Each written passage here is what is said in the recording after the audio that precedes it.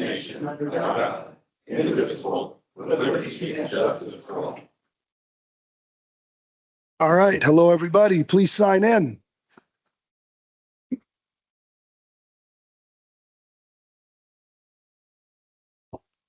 Five members present.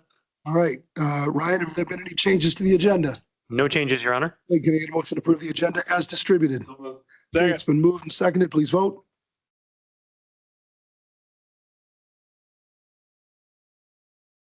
Five yes. Okay, we're going to move to presentation of proclamations, item 1A and B. We're going to start with the Juneteenth proclamation.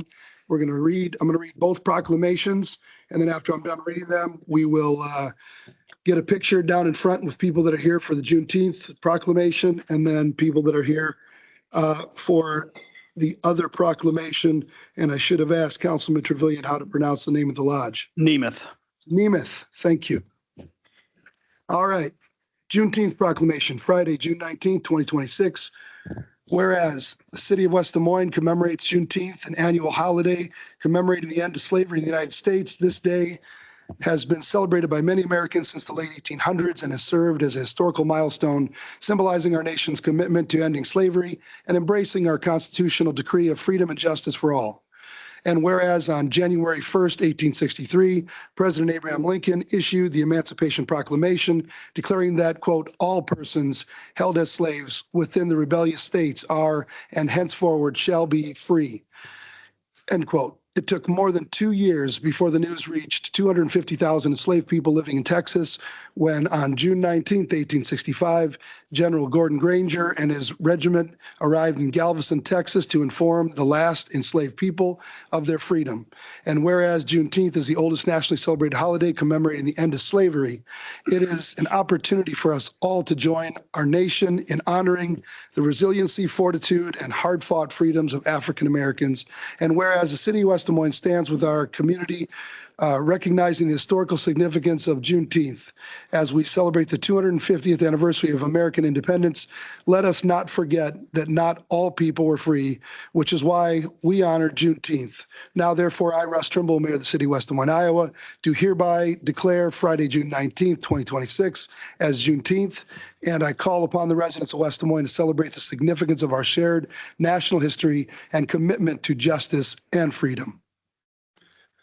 Okay, with that, we're going to move on to item 1B, a proclamation for Nemeth Lodge, number 577, for their 125th anniversary. Whereas Nemeth Lodge of Ancient Free and Accepted Masons, number 577, was founded in Valley Junction on June 6, 1901. And whereas the founding members of Nemeth Lodge, number 577, contributed substantially to the growth and prosperity of the city of West Des Moines. And whereas the membership of Nemeth Lodge number 577 has continued to make good men better through service to the community and public schools of West Des Moines throughout its 125th year history. And whereas the Nemeth Lodge number 577 has also benefited others beyond our community around the world through its scholarship program for post-secondary students who exemplify the principles of Freemasonry through community service. And whereas Nemeth Lodge number 577 will celebrate this significant milestone on June 20th, 2026, when the Grand Lodge of Iowa officers and lodge members will gather to celebrate 125 years of brotherly love, relief, and truth. And whereas the mayor and the city council are forever grateful to the Nemeth Lodge number 577 service to our community as their efforts have undoubtedly made our community a better place. Now, therefore, I, Russ Trimble, Mayor of the City of West Des Moines, Iowa, do hereby recognize and congratulate Nemeth Lodge number 577 as they celebrate 125 years of dedicated service to the city and citizens of West Des Moines. So with that, let's hear it for the Nemeth Lodge and in honor of Juneteenth proclamation. And everybody come on down and meet us for a picture. All right, first, the people here for Juneteenth, come down front for a picture.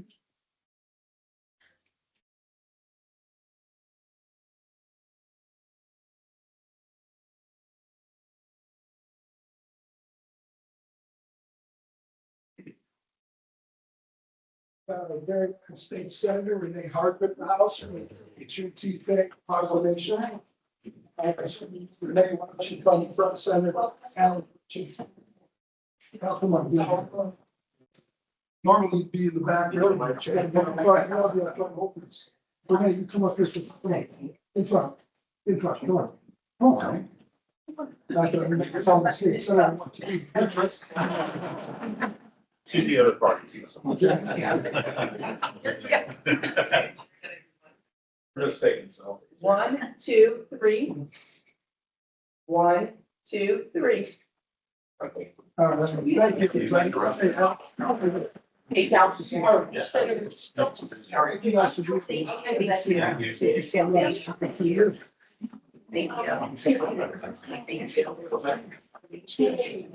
Been a lot.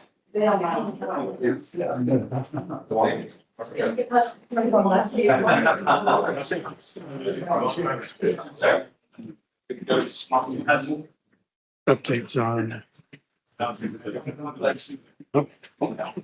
From the work.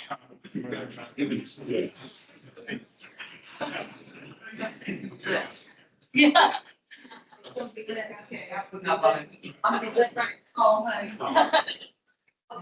Okay.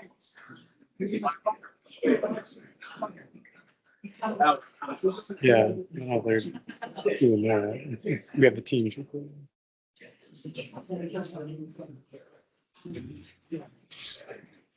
Great.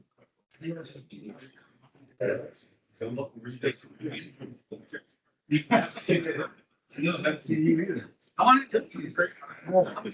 Yourself? Lots of good people in social. Yeah, just last week. Sound out tonight.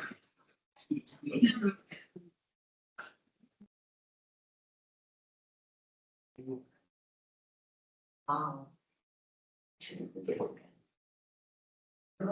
is it?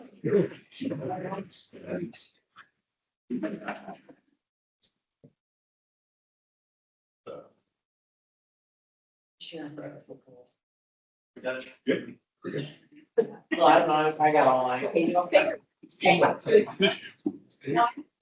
3.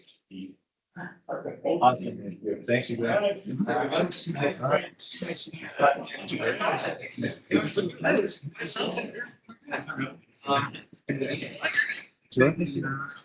thank you for coming. Thank you for all that.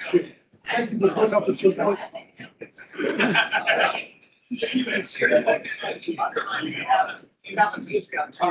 right. That means we don't have.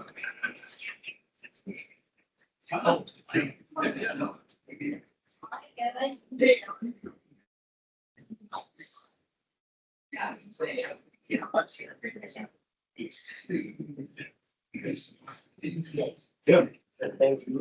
Oh. Go. Oh, again, girls. Man. Man. All right. You know it. You know it. Are they coming to concert? Well, I'm gonna take some season here too. You need two houses. I know, that's part of the one. All right, ready to go. Yeah.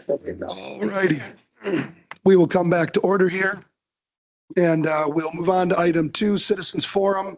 This is time for anybody that'd like to address the council that doesn't have an item that is either part of item number 6 or 7, which is public hearings or new business. Is there anybody for Citizens Forum in the council chambers? All right, Robert, come on down. Give us your name and address for the record, and congratulations on your victory on June 2nd. Thank you. Uh, Robert Greenway, 211 Northwest Hay Street in Greenfield, Iowa. And thanks, Mr. Mayor.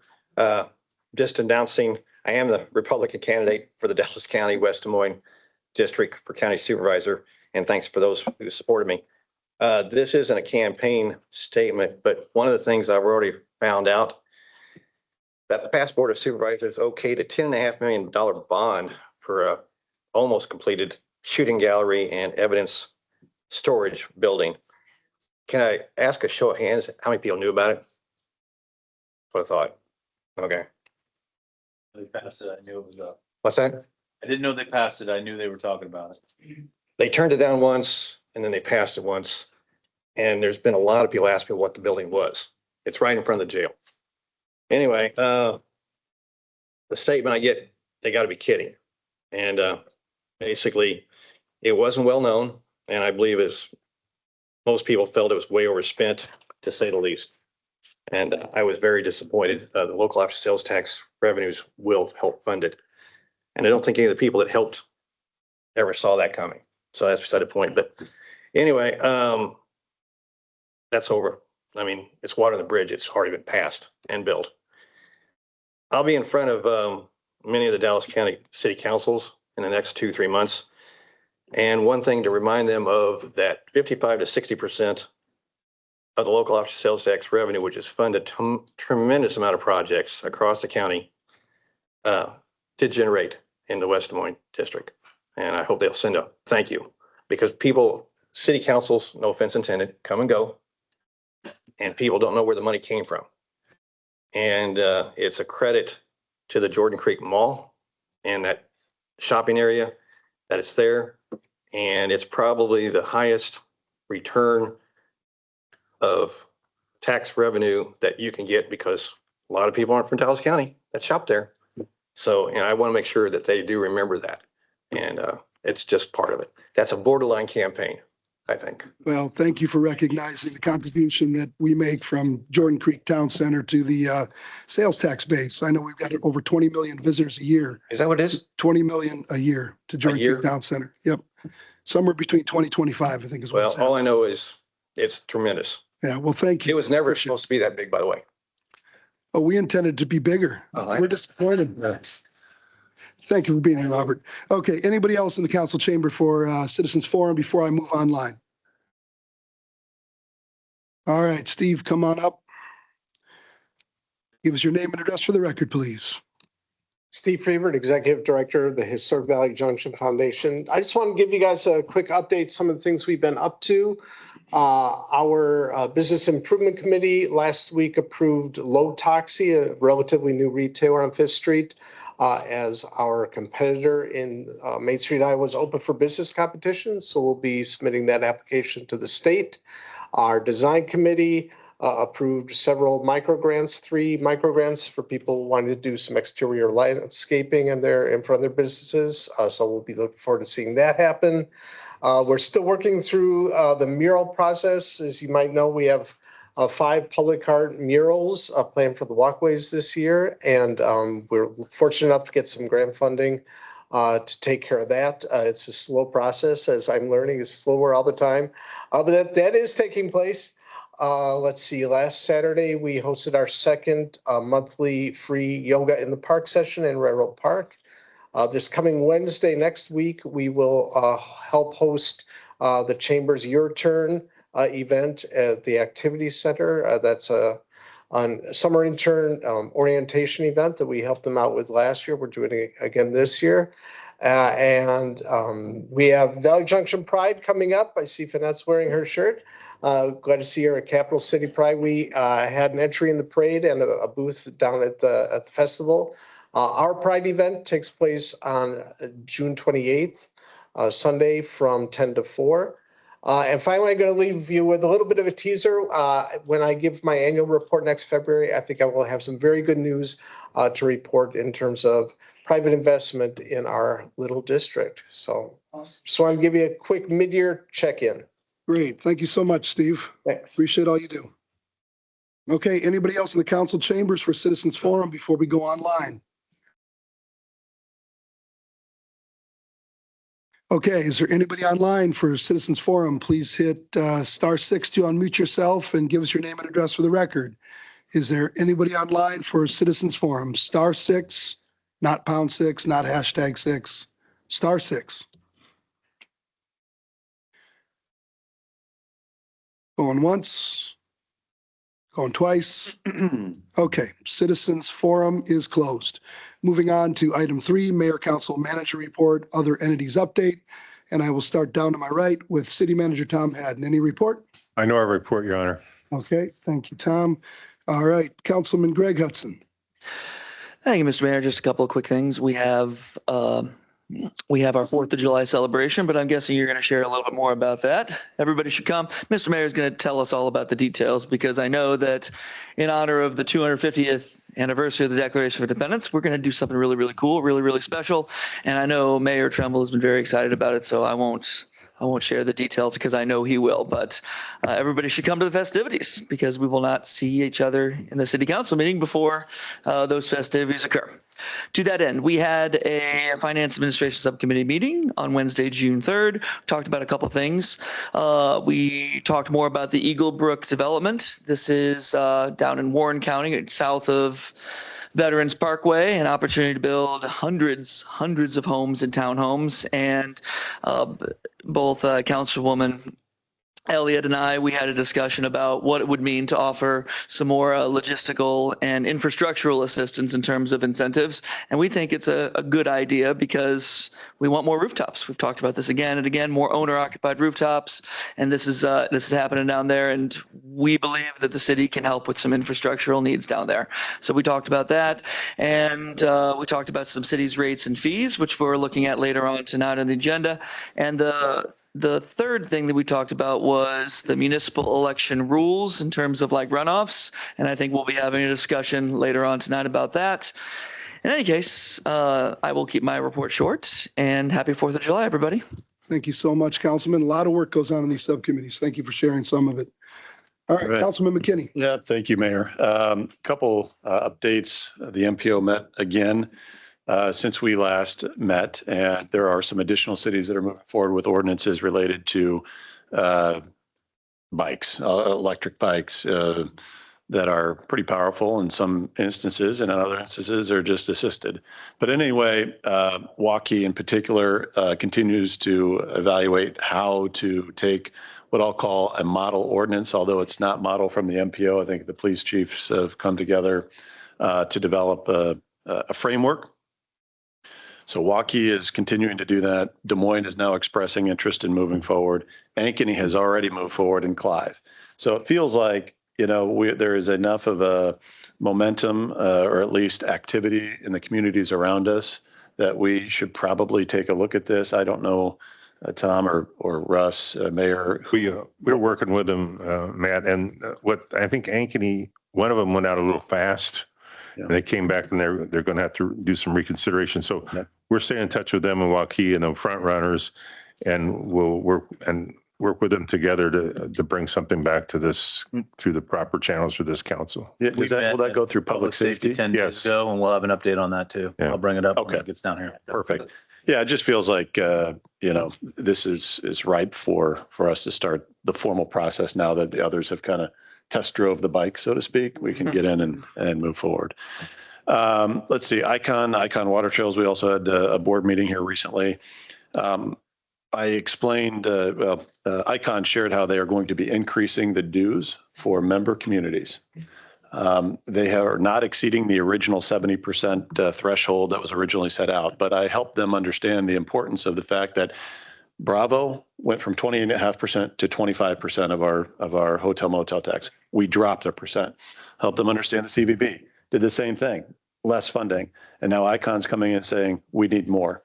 Now, the dollar amount is not significant in the sense of the grand scheme of things. And I don't know exactly what it is right now for the city of West Des Moines, but they're going one way and everybody else is going another way. I just think it's important that we all be mindful. At the same time, we did take a tour of all the active sites in Des Moines, of which the first 4 or 5 years of Icon was all about raising money. Now we're actually doing activity in the Raccoon River, in the Des Moines River, to get some of these recreational activities moved forward, but also to help clean up a lot of the debris in the area. Robert, I do want to say thank you for coming in, your comments about what has happened in Jordan Creek and its impact in Dallas County. I just say that this community and the council, the mayors before me, took an enormous risk to put in an enormous amount of infrastructure, and it paid off. And it's paid off certainly for West Des Moines, but I think even more so for the whole region and definitely Dallas County. So appreciate your willingness to take that message to your colleagues across Dallas County. And as the mayor said, we're just, we're going to continue to grow that out. I'm excited to do that. I want to continue doing that. And so thank you for coming in here and acknowledging that. The last item, I just want to say, I know, Mayor, you're going to talk about the Independence Day, 4th of July celebrations, the 3rd, the 4th. I recently learned, and Steve, I was sorry to hear that the Valley Junction Foundation is not putting on an event this year. It was, of all the years, 250th year, I thought would have been a pretty good year to do that. So, it was disappointing to hear that. We have our parade that, when this originally came up, there was a concept to move the parade maybe somewhere else. For me personally, I wanted to see it go to Valley Junction. I wanted to see it end at Valley Junction so that we could celebrate in the Valley Junction area. And it was just, frankly, it's unfortunate that that's not happening. I understand there are certain things that are beyond folks' control, but I couldn't not say something leading into the 4th of July and recognizing that that won't happen down there. Hopefully in the future, there's a pathway to get that to happen. But anyway, Mayor, that's my report. Thank you, Councilman. Yeah, we are really excited about A250 celebrating America's 250th birthday, and we're going all in a big way. So as usual, we're going to have our Independence Day parade on July 3rd. It's going to start where it normally does, over across from Valley High School. We're going to go down a little bit down Valley West Drive. We're going to take a left, head back east there on Ashworth, and we're going to hang a right and head down Vine. So it's going to go down Vine like it always has. We're going to go down to Valley Junction, as Councilman McKinney said. It's going to be an excellent celebration. Lots of parade entries, I'm sure we're going to see. And then that same night at Jamie Hurd Amphitheater, we are going to be having a free concert. The West Des Moines Community Band is going to kick us off playing patriotic songs at 7 p.m. There will be a free concert by the band The Feel Right at 8 o'clock. And then at 9:30, we are going to have an amazing drone show for the first time ever during the 4th of July celebrations in West Des Moines. That's on the 3rd, again, at Jamie Hurd Amphitheater right out here. So we hope that you can join us for that. And then, as you know, we also moved our fireworks celebration this year, and it's going to be at Jordan Creek Town Center. We are partnering with Randy Tennyson and Jordan Creek Town Center to have a big, bold celebration there. We're going to start out at 5 o'clock. There's going to be food trucks, adult beverages, something for the family. It's going to be a lot of fun. And we're going to have an incredible fireworks show there over at Jordan Creek Town Center on the 4th of July. So we hope that you all can come out and join us for the parade, join us for the drone show, and then wrap it up on the 4th at Jordan Creek Town Center. And with that, I will pass it over to Councilwoman Elliott. Thank you, Mayor. Excuse me. Some of the things that I have done is that I attended the DART Commissioner meeting. With DART rolling out their Reimagine campaign, people probably wonder what is going to be the effect. Well, in the meeting, they did announce the rollout. They presented a performance matrix, and the performance matrix will be monitored so that that is their way of testing this new system. They will be looking at service quality. They will also be looking at on-time performance and passenger load. The reason why I thought it was important to let everyone know is that whenever you roll out something new, you really don't know the effects unless you have a system that is monitoring. And that is exactly what DART is doing. So I wanted to kind of make everyone aware of that. I also attended F&A with Greg. And Greg has already given the update, so I'm not going to add anything else. Thank you, Greg. Let's see, I attended the West Des Moines Human Rights Commission annual retreat. There were a couple of speakers.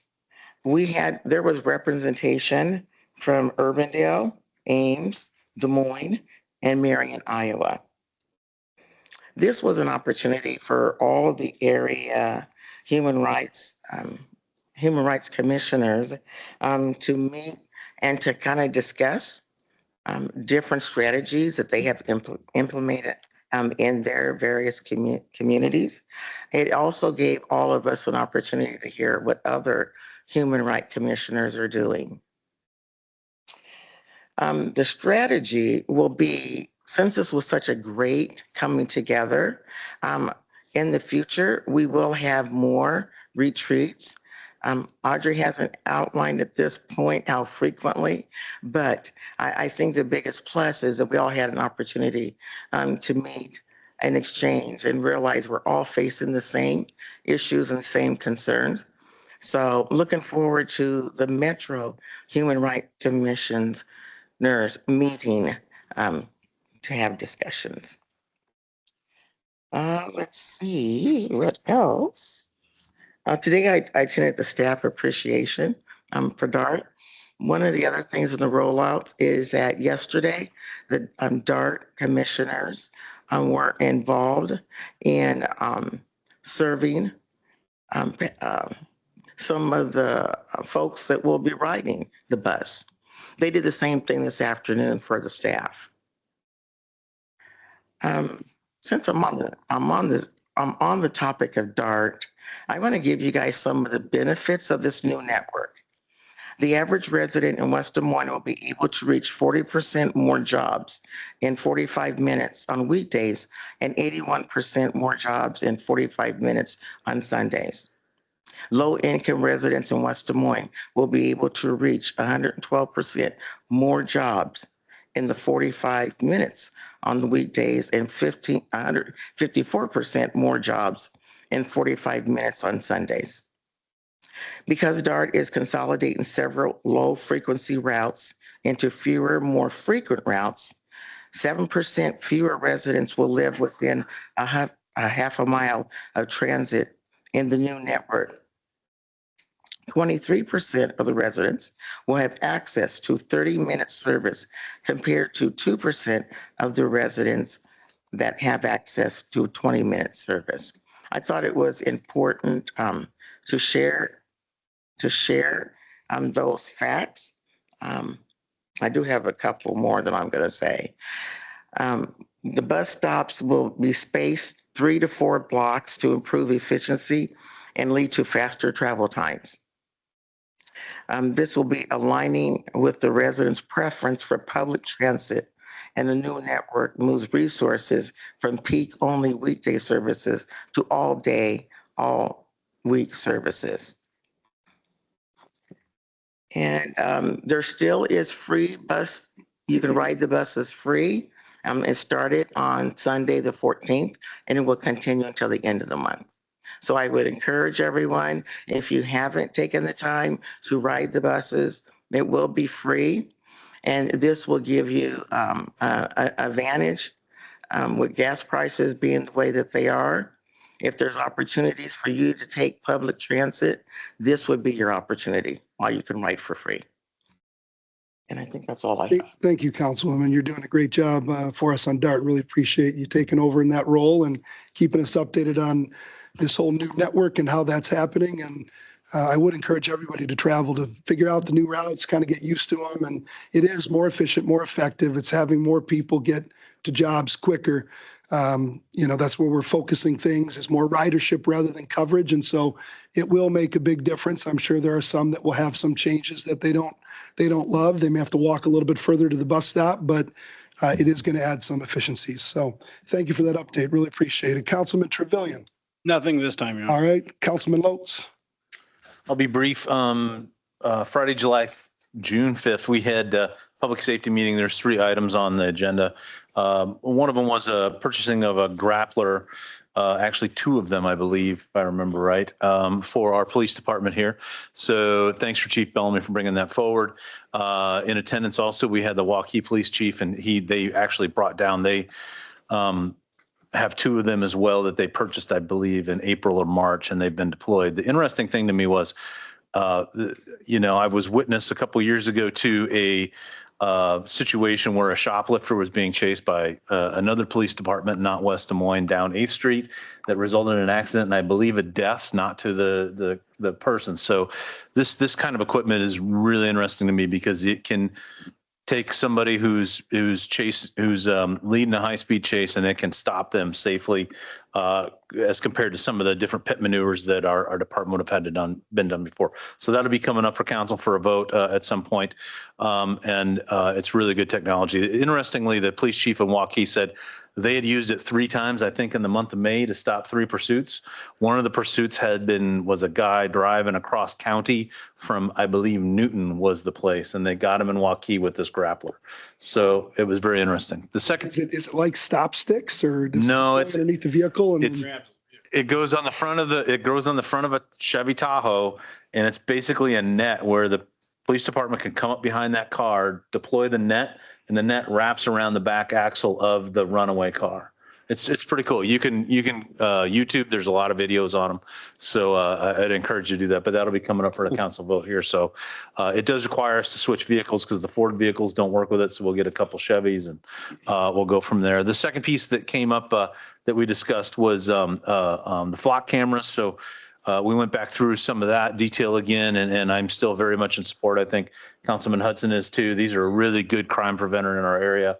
And they're not being deployed in any way that tracks an everyday person around the city or anything like that. They're used when there is actual suspicion of a crime being occurred, and that's the only time we go and access that data. And then the data for everything is purged every 30 days. So we validated that again.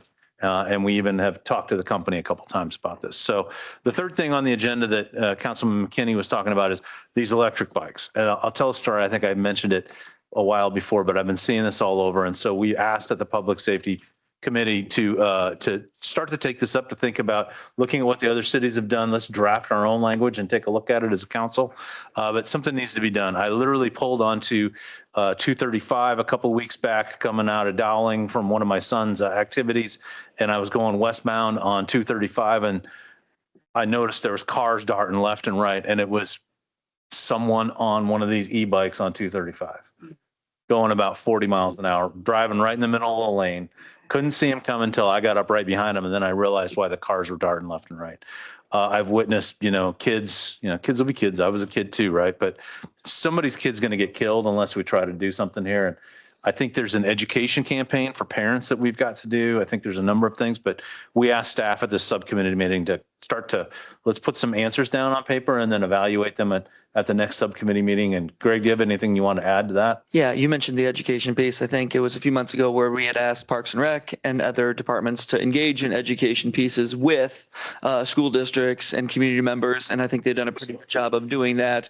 But the education piece is going to be helpful. But I think other communities are discovering maybe there's more to be done in other avenues. Yeah, I think there's things we can do here. So we'll be taking that up and looking at that. I mean, I literally sit on my deck at my home across the street from the EP True bike trail, and I watch probably the same kid, 14-year-old kid, ride a wheelie down the bike trail going 40, 50 miles an hour. Somebody's going to get hurt. So I'm generally not in favor of trying to regulate everything, but this is one that I think we need to take up. I've got a pretty steady stream of people that reach out to me about this issue. I mean, it's just been kind of a slow drumbeat of, what are we going to do? And, it's too bad that we couldn't address it as a metro through the MPO, because what I don't want to have is this patchwork of laws throughout, so that somebody says, well, this isn't a violation in Waukee. I was at my friend's house in Waukee, and you're allowed to do it in Waukee. How come you can't do it in West Des Moines? Or you can do this in Ankeny, but not, so I'm a big believer it needs to be looked at from a bigger perspective so that we don't have this patchwork, but other communities are taking it on. We're having our citizens take a look at this and say, when are we going to do something more than, an education campaign? And I don't disagree. It's time to act, but it's tough when you have a patchwork of laws, throughout the metro. But well, this is a tough one to enforce too, because you got a 14-year-old kid on one of these on the bike trail. You can't chase him down with a police cruiser, right? Right. That kid will just run and get in a wreck and probably hurt himself badly. You can't, there's it's a really difficult problem to tackle. So we're going to tackle it. We're going to do our best, and Yep. you'll be hearing more about it later. Thank you. Sounds good. Mr. Mayor. Councilman. I Yes, sir. forgot to, I wanted to, you're probably all well aware of it, but I see there's some folks that aren't in the community that the Stage 3 mandatory water warning is still out, that you can't irrigate your yards. You just use the hand. You could water if you got plants that you've, flowers and new trees that you've planted, you could use it by hand with the hose. Drinking water meets all standards. It's safe. The problem is not a volume problem. It's not like a drought. It's like a pollution problem. But the river in Raccoon Stain, it dropped down briefly under 10 milligrams and it shot right back up. So this is going to be a challenging summer nonetheless. And so we're continuing, we're cooperating as a city as much as we can and going the extra mile in different places. So we're working closely with our water department, of course, and we'll stay in touch. So hopefully the nitrates will drop in the Raccoon enough and the Des Moines where this can be ended, but we're still there. And my understanding is, and a lot of education needs to still be provided on this because a lot of people are just unaware of why we have this watering ban put in place. How come we haven't had it in the past? Why are we now having it? My understanding is that when you have the Raccoon and the Des Moines with both elevated nitrate levels above safe drinking water standards, that they've got to put this in place because they don't have the treatment capacity to be able to treat all of what's being demanded in the way of water use.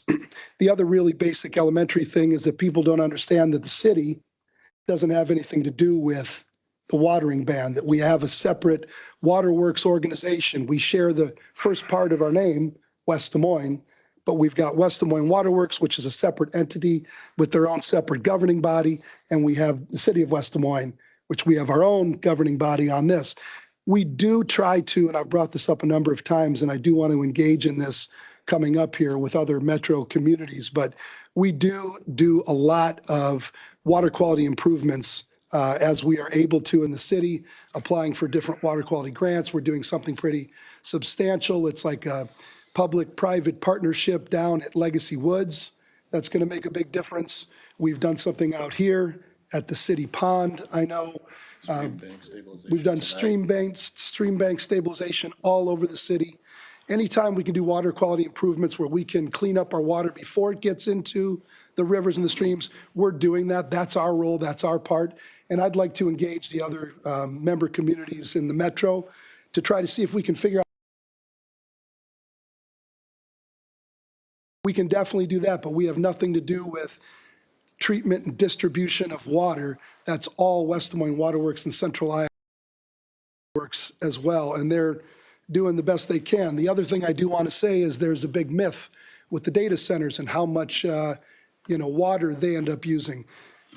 We have Microsoft here in our community. We're very proud to have Microsoft here. They are very good from an environmental standpoint, always working on being more efficient and effective with their use of water. We've challenged them to do that in the long relationship we've had with them, and they've done such. Microsoft only accounts for about 2% of the total water use in the city.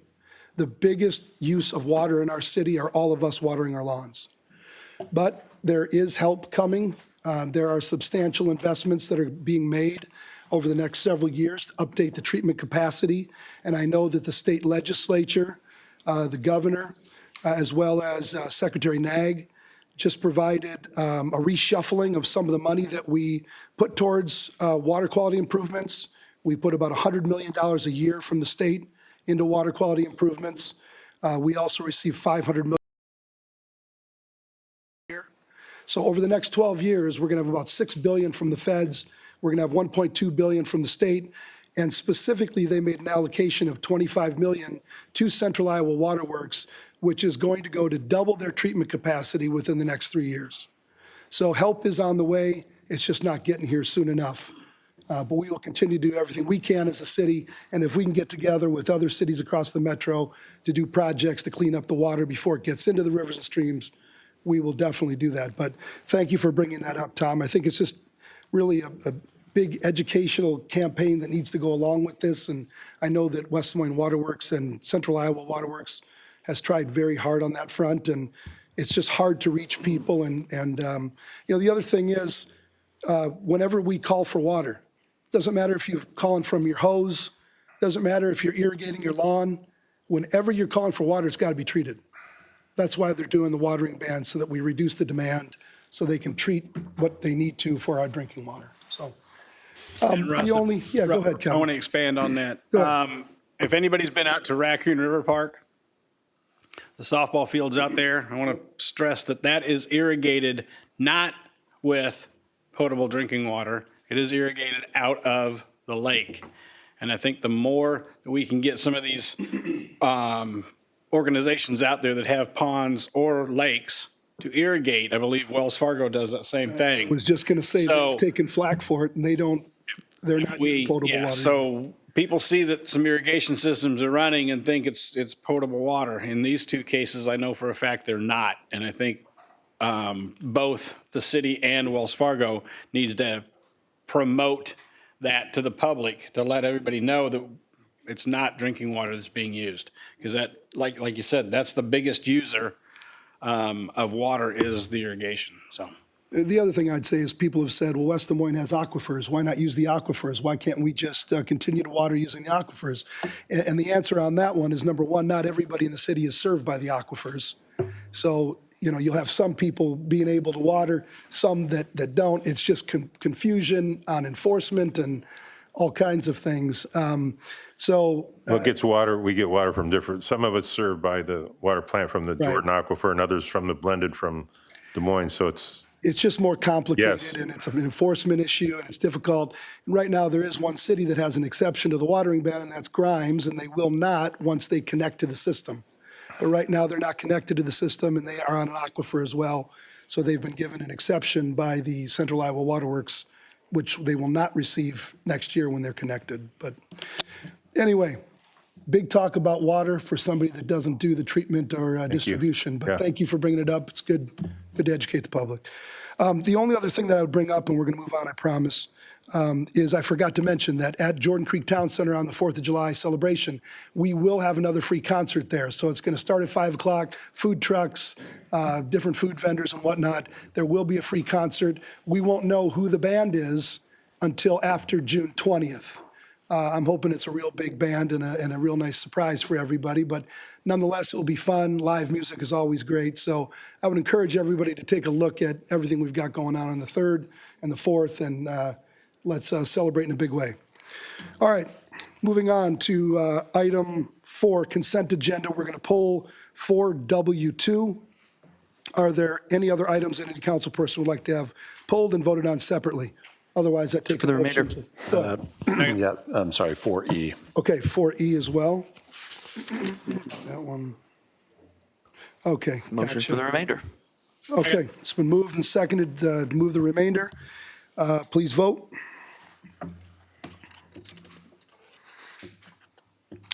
Five yes. Okay, item 4E is approval of retail tobacco permits. Does somebody want to move approval of So that? moved. Okay, it's been Second. moved, it's been seconded. Is there any discussion? Okay, hearing none, please vote. 4 yes, 1 abstention due to potential conflict of interest. Okay, item 4W2 is the establishment of consultation meetings and public hearings for the Consolidated Grand Experience Urban Renewal Area. Does somebody want to move approval of that resolution? Motion approved. Second. It's been moved and seconded. Is there any discussion? This is an important development, so. I was going to say, I will take time just to say one quick thing. We've been working on this a long time. The Water Park Hotel Convention Center is moving along. I'm really excited about this item on the agenda.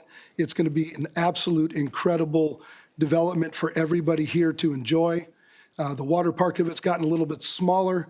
It's going to be the same size as the Great Wolf Lodge. There's going to be an amazing family fun center associated with that, a great hotel, and there will be another announcement to that project as well down the future, so stay tuned on that. Okay, any other discussion? All right, please vote.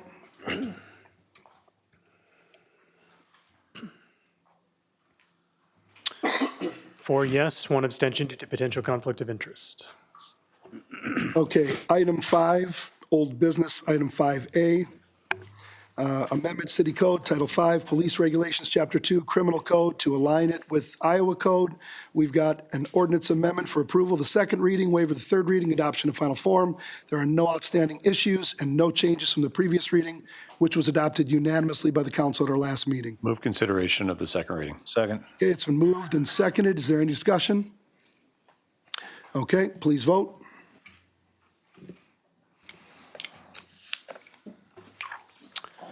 5 yes, an ordinance amending the city code of the city of West Des Moines, Iowa, 2024 by amending Title 5 Police Regulations, Chapter 2 Criminal Code. Move approval of the second reading. Second. Okay, please vote. 5 yes. Move to waive the third reading and adopt in final form. Second. Okay, please vote.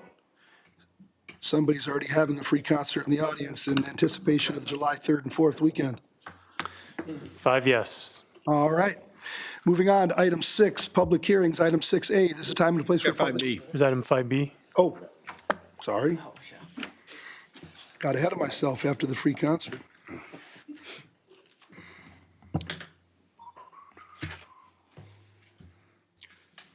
Yeah, I don't have a 5B. I don't have a 5B. In my packet. Okay, it had gotten missed initially, Oh, but it was added after it was caught. Doesn't say you want mine. all right. Here we go. Item 5B, Amendment to City Code, Title 1, Administrative, Chapter 9, Municipal Elections, of course. Repeal and replace Section 1 to become a Chapter 45, City for Elections. We've got an ordinance for approval, the first reading, and there are no outstanding issues. Move consideration first reading. Okay, is there a second? Second. Okay, it's been moved and seconded. Is there any discussion on the dais? Sure. So Councilwoman Elliott and I had a good discussion about this, and I think when it comes to what kind of style election we have in the city of West Des Moines for municipal elections, for that's mayor and city council is what we're talking about specifically. And Iowa Code, if you look through the packet, only gives 4 options. I think 2 of them are not particular of interest, and that leaves the way that we're doing right now or the proposed change as recommended by our delightful city clerk, Ryan Jacobson, as well as city staff. And so we talked about this a couple Wednesdays ago at the Finance Administration Subcommittee meeting. And I know that perhaps Councilwoman Elliott will have something to share here in a second. The concept of the runoff, it's been something I've been wrestling with a little bit. And when it comes to a local democracy, 50% plus 1 is kind of the thing that we've been doing. And even if that takes a runoff of 2 candidates, if it was 3 before, I asked the question, outside of special elections, how many times have we actually seen a runoff in the last 10 years? And we haven't really seen any. In the last 20 years, and we haven't seen any. So these are very, very uncommon. So that doesn't preclude the notion for the future that it would happen. And The last one was 2012 or 2013, somewhere in there. So it's been 10 years. And then for the previous 10 years, there had been 1. So it's just very, very uncommon to happen. Unless there's another one Well, that. we've seen, Councilman Trevilian had one when he. Yeah, that was the When I last first ran runoff 20 election. years ago, there was a runoff. Yeah. And when I ran 4 years later, I believe there was a runoff.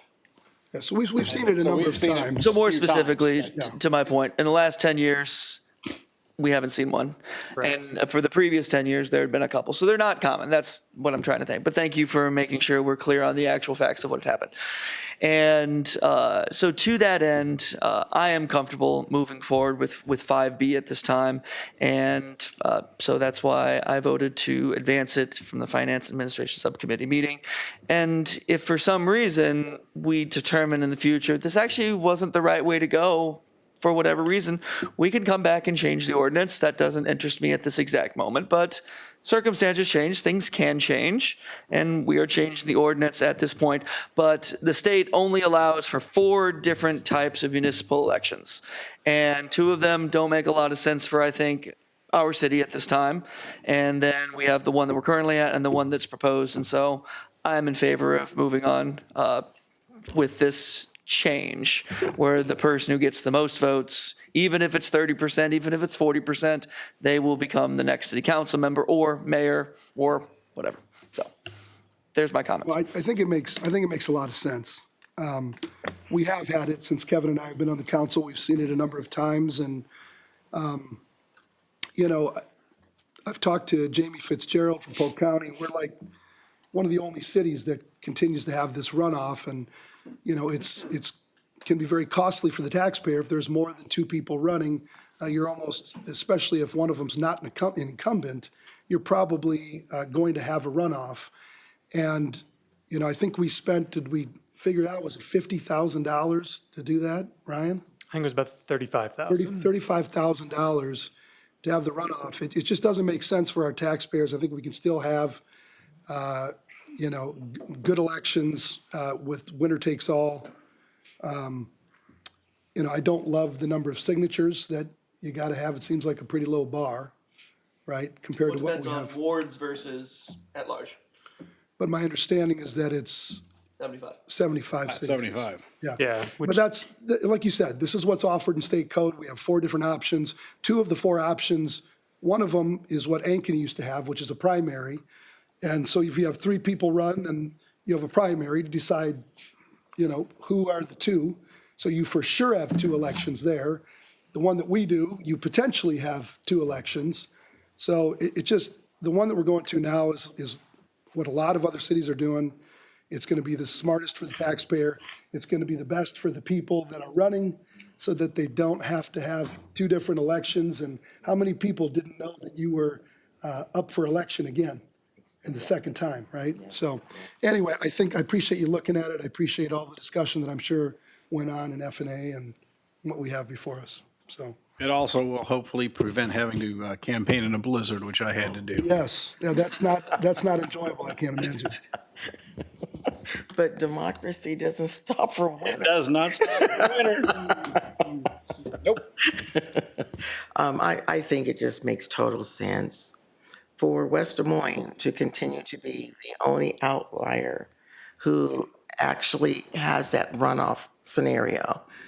If we are to be good stewards of our taxpayer dollars, it just doesn't make sense to spend money that could be diverted and needed elsewhere. So it makes total sense. Ray and I are in total agreement to move forward. Well, thank you guys for all the work and for bringing this forward.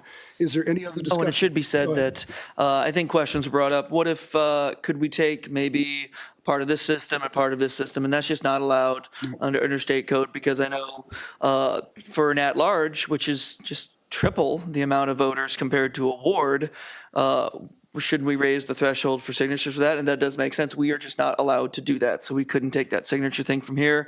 Could we have a runoff 1 week later instead of 1 month later or something like that? Can't do that because that is specified.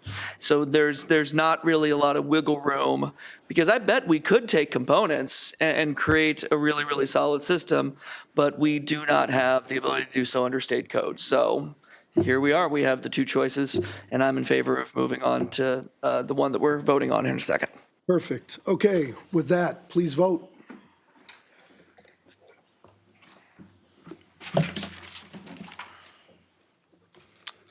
Five yes, an ordinance amending the city code of the city of West Des Moines, Iowa, 2024 by amending Title I Administrative, Chapter 9 Municipal Elections by repealing and replacing Chapter 9, Section 1. Motion to approve first reading. Second. Please vote.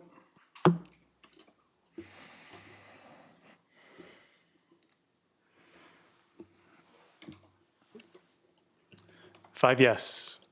Okay, now, item 6, public hearings, item 6A. This is time and place for a public hearing to consider 16th Street and Grand Avenue intersection improvements initiated by the City of West Des Moines.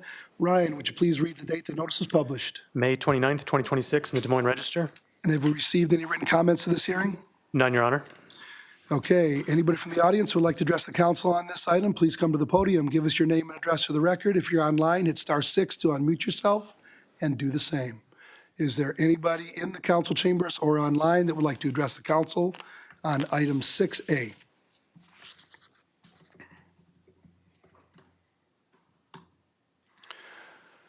Okay, hearing and seeing no one, I'll declare the public hearing closed. And we've got two resolutions and a motion which we could take at the same time, and there are no outstanding issues. Approve. Second. It's been moved and seconded. Is there any discussion on the dais? I will just say very briefly, I think this is going to be a really amazing improvement to be done over in this area with the two schools right there, one public, one private, and all the traffic going through there. I think this is going to help out tremendously. So I appreciate staff looking at this and bringing this forward. Okay, please vote.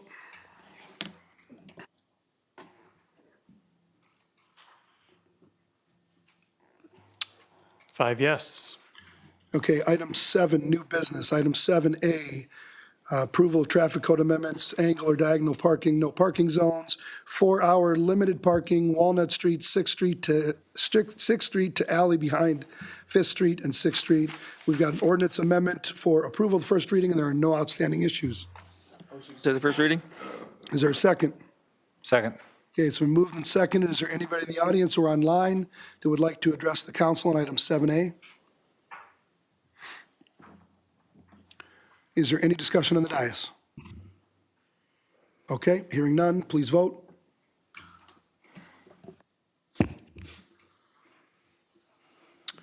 Five yes. Ordinance amending the city code of the city of West Des Moines, Iowa, 2024 by amending provisions pertaining to the traffic code relating to official traffic controls. Motion approved, first reading. Second. Please vote. Five yes. Okay, item 7B, approval of traffic code amendment, no parking zones, various streets. We've once again got an ordinance amendment for approval of the first reading, and there are no outstanding issues. Motion to consider first reading? Second. Okay, it's been moved and seconded. Is there anybody in the audience or online that would like to address the council on item 7B?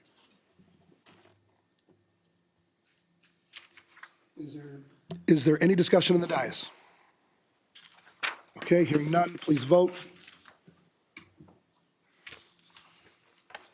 Five yes. Ordinance amending the city code of the city of West Des Moines, Iowa, 2024 by amending provisions pertaining to the traffic schedules. Motion approved, first reading. Second. Please vote.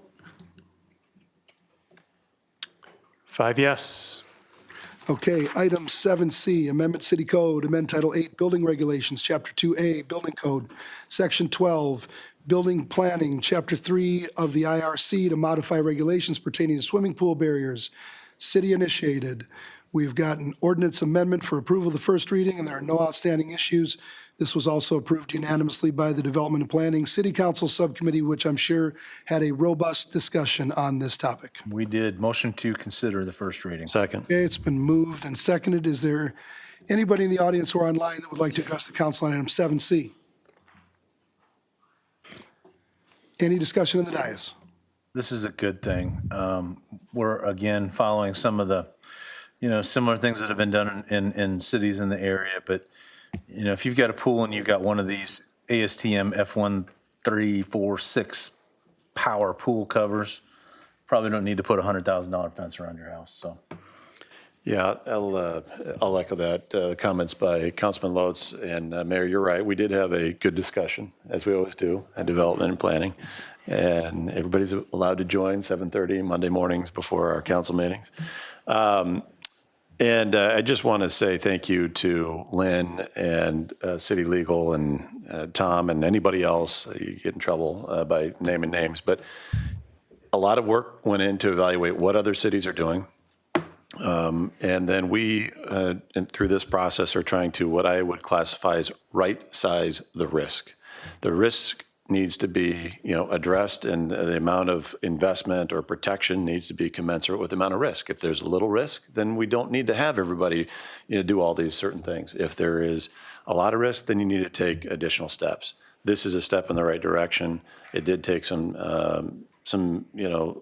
review and research, and then ultimately drafting. And as Jessica shared this morning, it's kind of clunky in how you go through the process, but I'm glad we ended up where we are. And I just want to thank staff for all the work that went into this. I want to thank Brandon. He spoke in front of the city council a couple of months ago, and this is a great example of where a citizen comes in and shares a thought and shares a concern and really shares a reality, because in essence, the thing that we're kind of doing is going from 6 feet down to a 4-foot fence when it comes to if you have a full pool cover. And I guess more specifically, there were some guidelines, some really, really deep cut guidelines within these fences that even though technically a 4-foot fence could have been allowed, the design guidelines of the 4-foot fences like in existence to purchase, they didn't, like those didn't exist. So basically you were almost sidled into a 6-foot fence even if you wanted to build a 4-foot fence.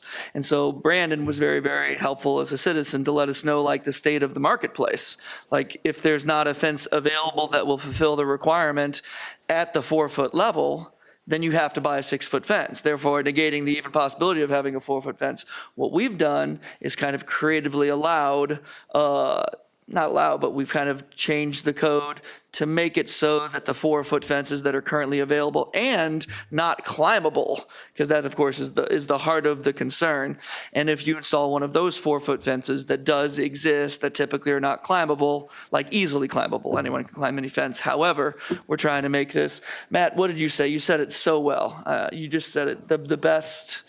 Oh, you Right-size the risk. Right-size the risk. And I think that's an appropriate thing that a citizen can do to share their thoughts with the city code, and we can enact change in that way. So thank you for your work on Development and Planning Subcommittee, and I'm supportive of this going through. Well, I appreciate you guys looking at this. I mean, there's these covers that we're talking about. I've got one. This is very expensive cover that you could probably stand on. People have said deer could walk across them. So they're pretty safe, but I think the fact that you give the 6-foot down to the 4-foot option, we're still having kind of double coverage, right? We're still ensuring public safety, which I think is a good thing, but giving some relief and right-sizing the risk, as you so eloquently said, Councilman McKinney. So appreciate all your work on the subcommittee. And any other discussion before we vote? Let's vote. Okay, please vote. 5 yes, an ordinance amending Title 8 Building Regulations of the City Code of City of West Des Moines, Iowa, 2024 pertaining to swimming pools, spas, and hot tubs. Motion to approve the first reading. Second. Please vote.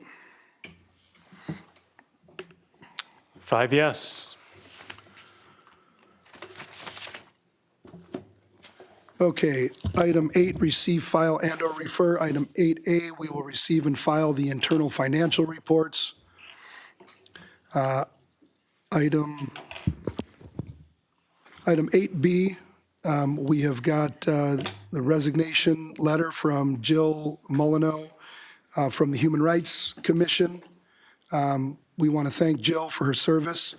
I know that life is pretty busy and sometimes people get other issues that they have to deal with and work through. And I think such is the case for Jill, but we really appreciate her service on the Human Rights Commission and we'll definitely miss her and wish her the best. With that, item 9, other matters. There is one other matter that I do want to bring up, and it was an item that MJ Hogue brought up the other day in regards to the AI that we're looking at using for our community compliance across the city. I know that there's been a lot of research done into that, a lot of conversation between city legal and the company from which we are purchasing this technology to make sure that people's data is safe, secure, private, and it's not being sold or misused in any way, shape, or form. And I believe that we've got that assurance. Councilman McKinney, do you want to share at all on that?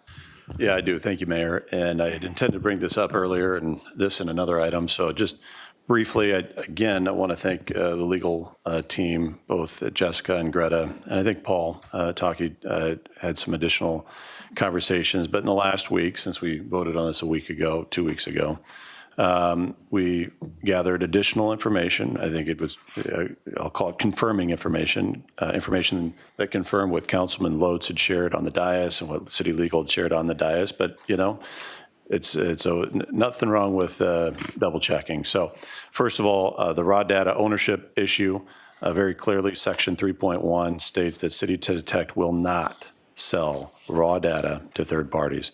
There were some questions about that during the last council meeting, and we received that information back confirming that. There was also some questions about license language. Why do you need to have a worldwide license?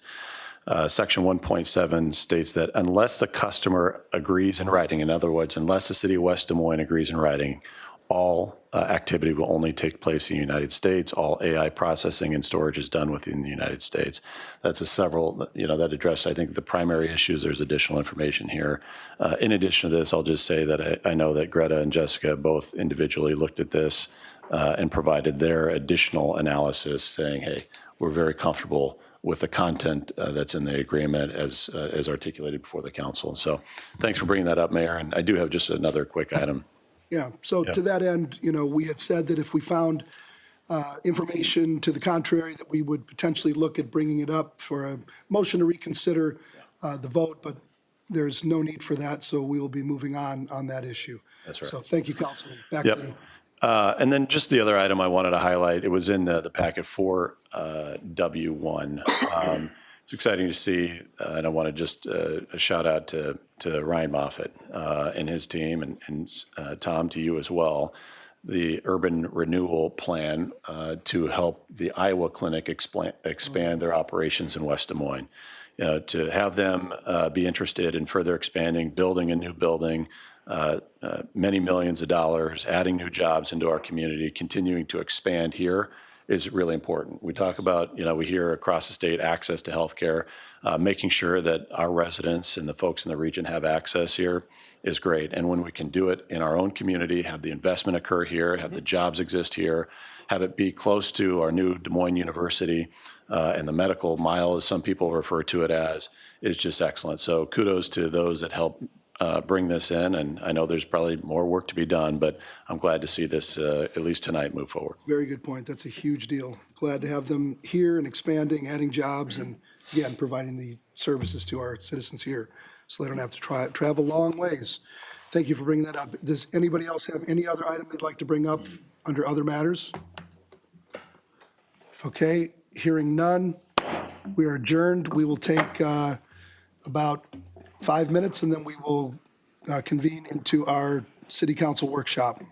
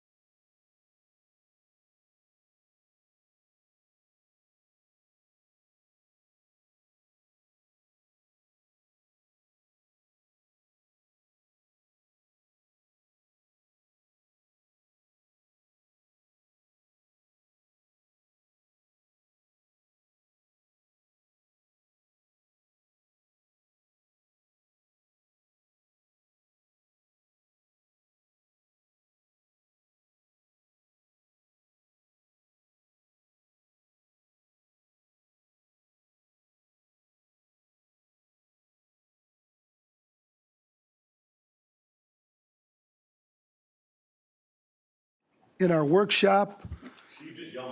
Come on over. I know, I thought you'd hear that.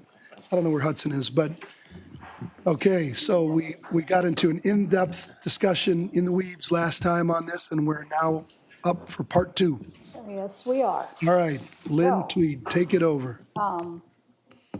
And I want to stress to you, and I didn't do a good job of this at the first workshop, our goal is not to get into what's the right number for anything. Our goal is really to present the concepts, have you nod your heads yes or no. When we go out for outreach, we will kind of discuss all those things with them. Then we'll come back to you with kind of what those numbers possibly should be. So we're giving you a flavor of where staff thinks we should start. What we end up with in the long run, we'll figure out in a couple months when we get So through all you that. want to see kind of the gist of where we're at, and then you guys will take Yeah. it based on our feedback and Because I don't want to go out and say we're going to reduce all the setbacks if all of you said, no, absolutely not. We want Right. all 35-foot front yard setbacks and rear yards. So we didn't want to do that. So this is really just kind of making sure we're kind of in alignment. Don't need to know the exact details, but making sure we're kind of aligned. Okay, well, Okay. we will hold all of our questions and discussion until you're done with your presentation. You'll know when I'm asking you a question. Yeah, So. all right, we'll see. Okay, the good news is this slide deck's about 10 slides fewer than last time. And this one is a few more direct questions to you. So hopefully we can get through this. I just promised Ryan Moffett 7:15. So let's see what we can do.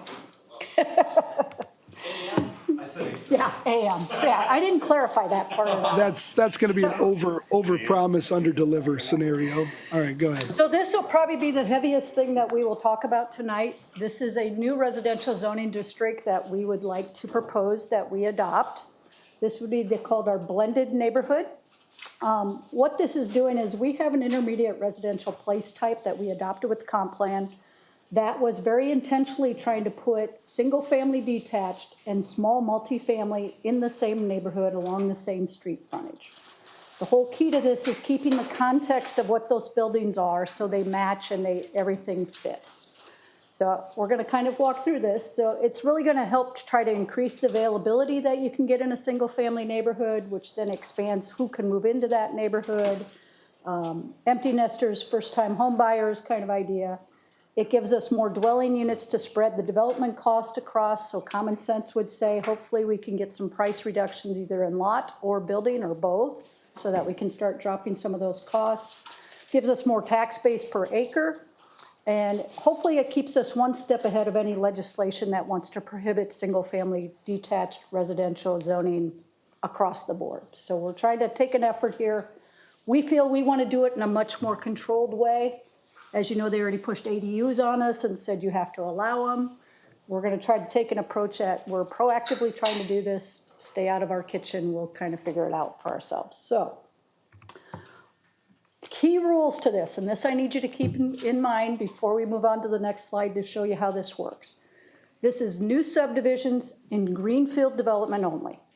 It does not do anything to enable VJ Valley Junction transition districts. It does not allow you to take an infill lot and do this. It does not allow you to take a larger single-family lot, subdivide it, and do this. This is a new subdivision, greenfield only. It's master planned. You are going to show us exactly where these types of houses are going to go. It's a max. What it's going to do is it's going to introduce fourplexes into single-family neighborhoods, but they can only go in very specific locations. It's recognizing what's there.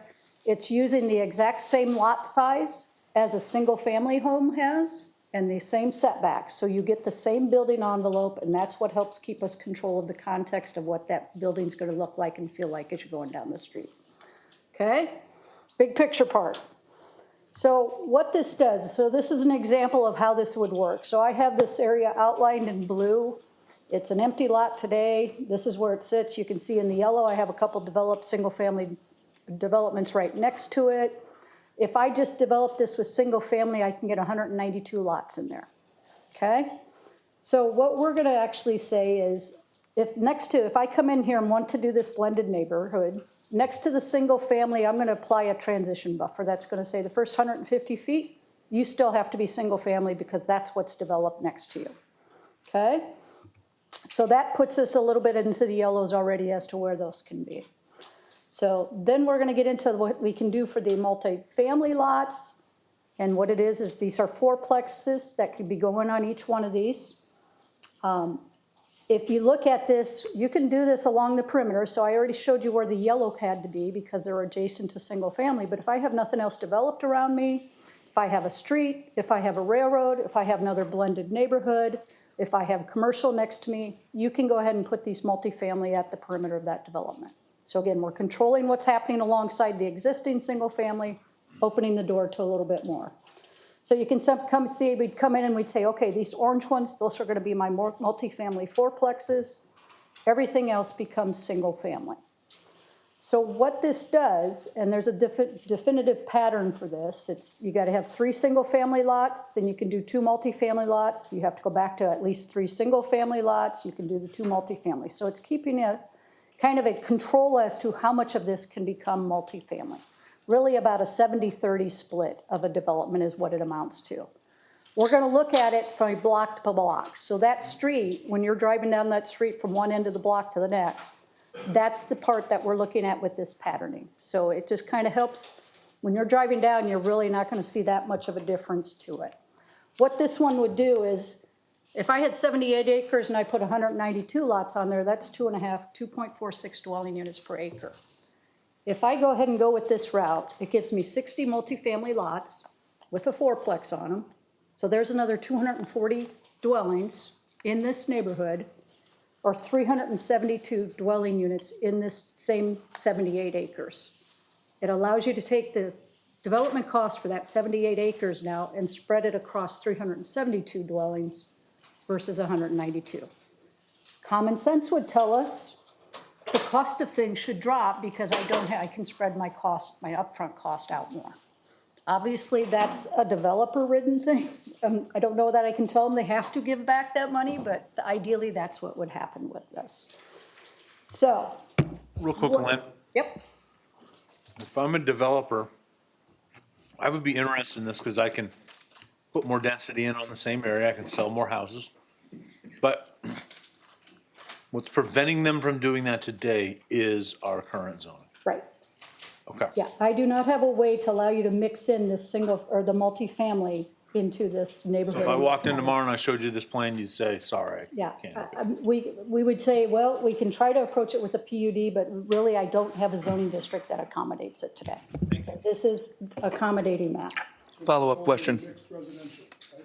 What? This is mixed residential? Nope, this would actually, right now, your true benefit is going to be go into the detached residential district. We will enable it in our mixed residential comp plan, because you're saying mixed residential is a comprehensive plan designation. Yeah. It's not a zoning designation today.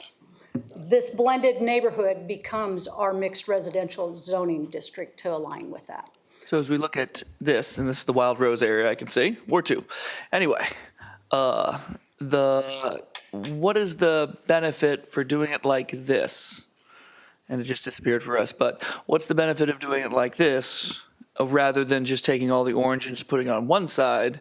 So obviously it is blended, factually it's blended, but why would a developer prefer this versus the other if they were developing this entire thing? It's really more of what does the city want to do? If we want to start, so this gives you a little bit more of an ages and stages neighborhood.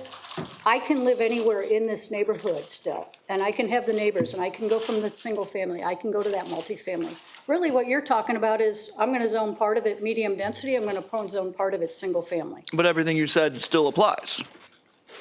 Sure. Because this is the one neighborhood, this is Yeah, one giant but- neighborhood. Right. You just have to move to the right side versus Okay. the left side, right? So take a thought of what missing middle is. Yeah. So this is an attempt, it's not true missing middle, but this is kind of what the states are starting to push at you. I can't put in my single family, if they come down and say I'm going to prohibit single family districts, they're going to tell me you have to allow anywhere from a duplex up to a 12plex in a single family neighborhood. So this is a step towards that, but still in a very controlled manner. So it's going to take a different developer, but it should give us a little more variety in our housing. It should give us a little bit more character in our neighborhoods. And it hopefully kind of offsets the whole shove the missing middle down our throats and make us take 12 plexes. Sure. And that wasn't necessarily advocacy. It was just more, it seems like whether they're over on one side or mixed in, it's the same number. regardless. Yeah. And what you described is how you live from this, it's all in the same area. So the only reason to do this, what I'm hearing from you, is to preempt any state action. Is that what I'm hearing? Yeah, I mean, like I said, it'll spread out that multifamily, so you're not getting just that distinct pocket. There may be benefits for somebody to be on one end of the development that's not multifamily instead of the other end of the development. So it just kind of opens the door to go find the place that fits you best. And it may be, within the neighborhood, it may be at one end of the neighborhood, it could be in truly a multifamily development. Sure, thank you. So, are you asking for comment on it at this point? Or? Not yet. Well, I'm Not sorry. quite. So just to kind of clarify what we're looking at doing, this is not what we're looking at doing. That multifamily building is totally out of scale to that single family that's next to it. So we're saying, no, this isn't it. This is what the state would be telling you if they prohibit us and say you got to allow it. This is what we could potentially get. We don't like it. We don't think that's what we want for our neighborhoods. This is a closer one to it. This is up in Ankeny, actually. This top one is a single-family home, and that's the footprint of that single-family home. If you look at the next one down, that's a fourplex. You can see the footprint is pretty much the same. Now, you have to imagine that one on its own lot, same thing as what the single-family would have, but you can see how the building envelope stays the same. The next one down is an eightplex. It's all in the same, the fourplex and eightplex are in the same development, but to us, the eightplex is out of character to the single family. So we're really struggling to keep that context of that single family so that one doesn't feel overwhelming to the other. We still want these neighborhoods to feel predominantly single family. So this is another kind of example of what you can do when you start getting the architecture. The top two are the exact same size of building. One's a duplex, one's a triplex. So if you can make these things work, why are we going to be so restrictive on them, all the places to not do them? So you can see how architecture just changes it a little bit. Same house design, but I can make it into a duplex very easily. So, and honestly, we already have this in Pondo. It's very little of it. We have the one corner that has the fourplexes, two fourplexes and a duplex on it. Right next door, we have smaller lot, single family. So we have it, but again, this is Village of Ponderosa. We have it, but the duplexes and fourplexes were pushed off to the medium density part. The rest of it was put into the single family. We didn't allow them to intermingle themselves. Yep. So that's really what we have. So now, Matt, is when you get to ask your questions.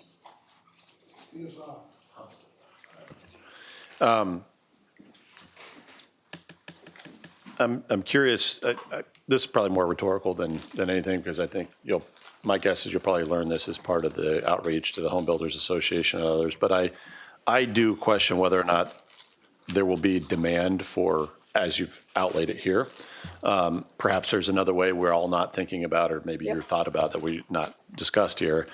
But if I look at it purely from a Home Builders Association or from a home builder perspective, I got to think they want to put single family, and they want to sell that single family home for the highest price that they possibly can. I mean, they're in it for the profit, unless you're Habitat, and then it doesn't really matter. I mean, they're going to work from a nonprofit angle. But if you're a for-profit home builder, you're going to build a single family home, and then next to it, you're probably not going to want to build a multifamily, because generally speaking, I would think the price point would be lower. And if the price point's lower, it would naturally, the market would drop the price of the original single family home. And that's just what my gut tells me. So I do wonder whether or not the market would bring it.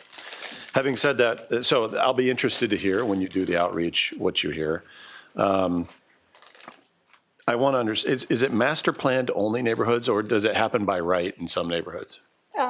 It'd be a zoning district that we could apply by right, but it is a master planned subdivision. So we want to know exactly where those multifamily units are going to go. We want the buyers of the single family to know exactly where those multifamilies are going to go. So it's a new zoning district that you could apply, and then once you get your zoning, you're by right. Okay, so because my primary, I guess, concern is making sure that prospective purchasers know, or an existing purchaser knows what's going to end up next to them. Exactly. Okay. So who makes that decision? I mean, in the sense of like, do we do I mean, I know we pass the ordinance, we set it forward. If we do it by ordinance and say this is going to be a mixed residential, is that just kind of the notice that, hey, it could be mixed residential, everything could be single family, or it could be mixed residential as you outlined it here? Because we're not really applying that zoning until the developer comes in and tells us what they want. Okay. It'd be a developer coming to us and saying, yeah, I do want to do this. I want that mixed, I want the blended neighborhood zoning to do this. And then Yep. we'd work with them and get the master plan done and everything. set up. Okay. All right. My final point here is, I guess, what I feel like here is to recap it all, I question whether it'll be market demand. We'll find that out. Right. I really think it's important that we master plan it. So I think that's a really good gating mechanism to ensure people know going forward what will happen. And if there is a market for it, I guess I wonder whether or not we should put our artificial barriers on, whether it's 70% or 30%, 60% or 40%, or whether they have to be 150 feet or 150 feet. I mean, if the market is really going to have this, then maybe we open it up to allow the builder to build in a manner that the market is desiring, as opposed to what we thought 150 is the appropriate number versus 175 or 200. So that's just kind of. Yeah. And we can look at it too, as right now this is set up to go into our detached residential district. So we're keeping the single family proportion that much higher than the multifamily proportion. As we go into the mixed residential comp plan land use, maybe that number shifts and it becomes a 50-50 or it becomes a 60-40, it becomes a something different. So we're trying to make, respect the intensity of what those districts were supposed to be. When we went through the comp plan, we said, protect the single family. So I said, we're trying to do it in that controlled way to get us there, but still allow a little bit more of that density, get the cost spread out, create more ages and stages neighborhoods so people don't have to move out when they want to downsize. I absolutely love this. I love it. I think this is a way to get affordable housing in West Des Moines. I love the ages and stages. This is something that, no doubt about it, it's buyer beware.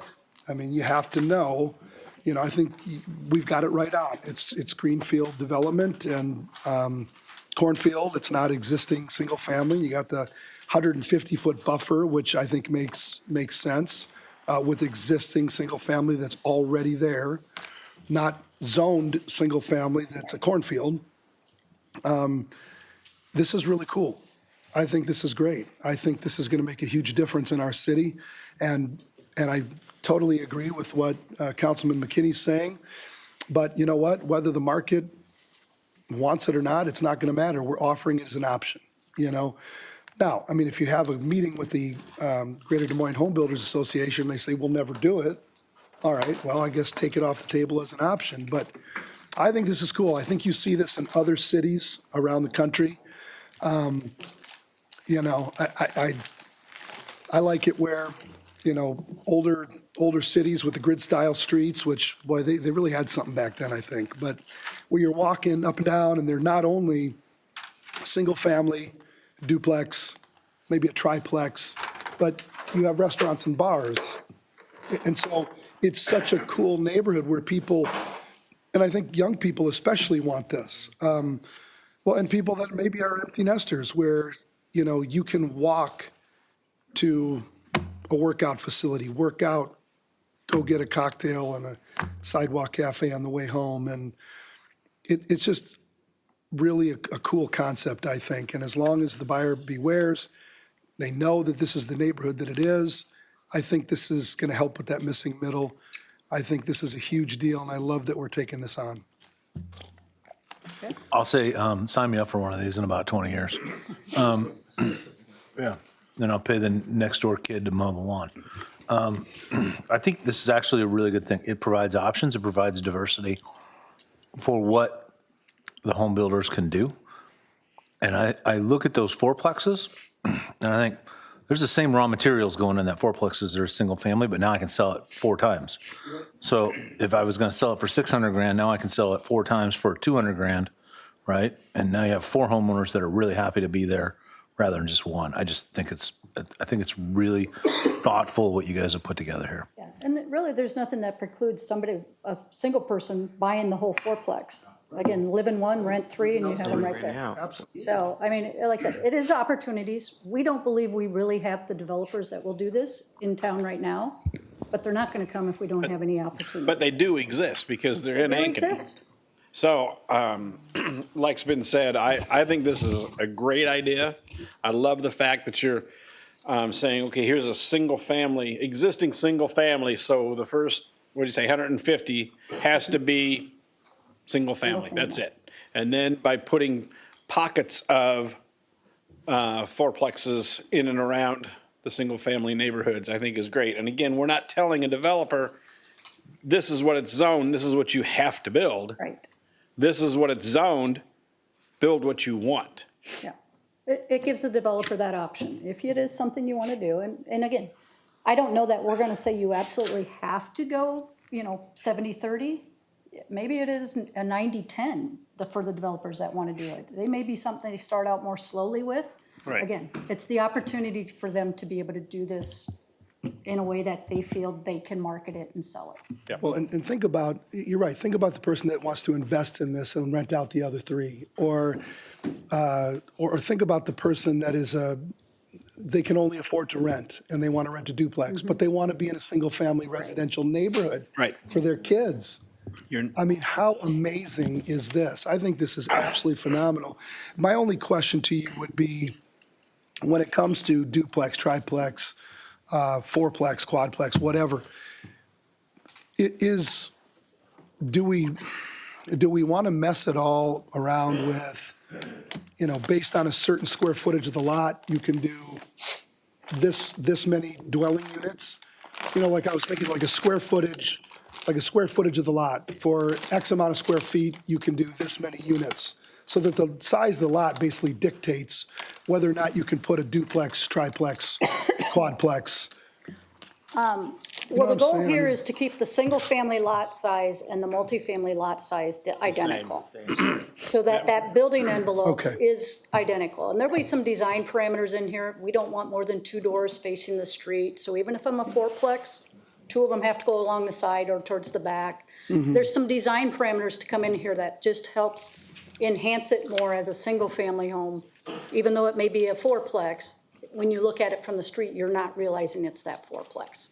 So there's a lot of little details that come with this.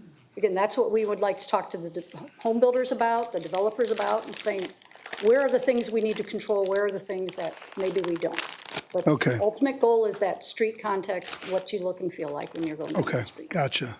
Yeah, I think that makes a big difference when you have the same size structure. Yeah, I mean, why does it matter if it's, right. two That one, families living in there? we don't want this where it looks really multifamily.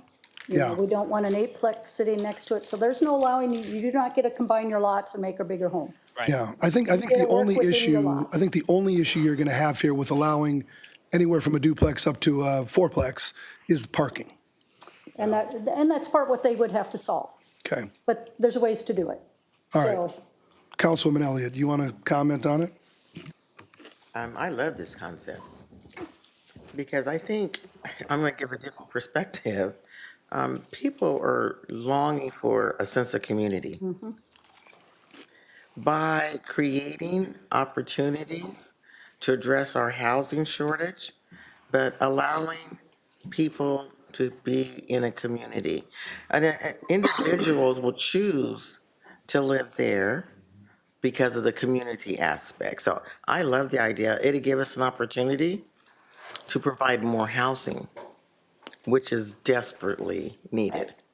I know everyone up here knows the importance of affordable housing. This is going to allow for attainable housing. So I love it. thank you. Councilman Dutson?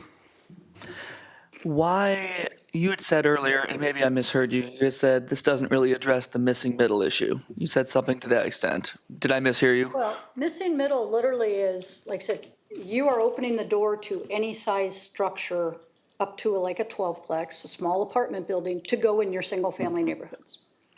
Typically, without any control, it's just a by right, you can go in and build whatever you want next door to a single-family home or whatever. Well, building a 12 apartment building, that's not really missing middle.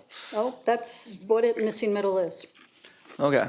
I think, actually, no, we had a discussion a year and a half ago about this. Yes. And I think maybe in the industry, the missing middle is a far more broader term. Yes. And I like to laser focus, and I think the council has kind of shared this, laser focused on the missing middle being, at least by definition, fourplexes, twoplexes, sixplexes that are owner occupied, because that is the goal.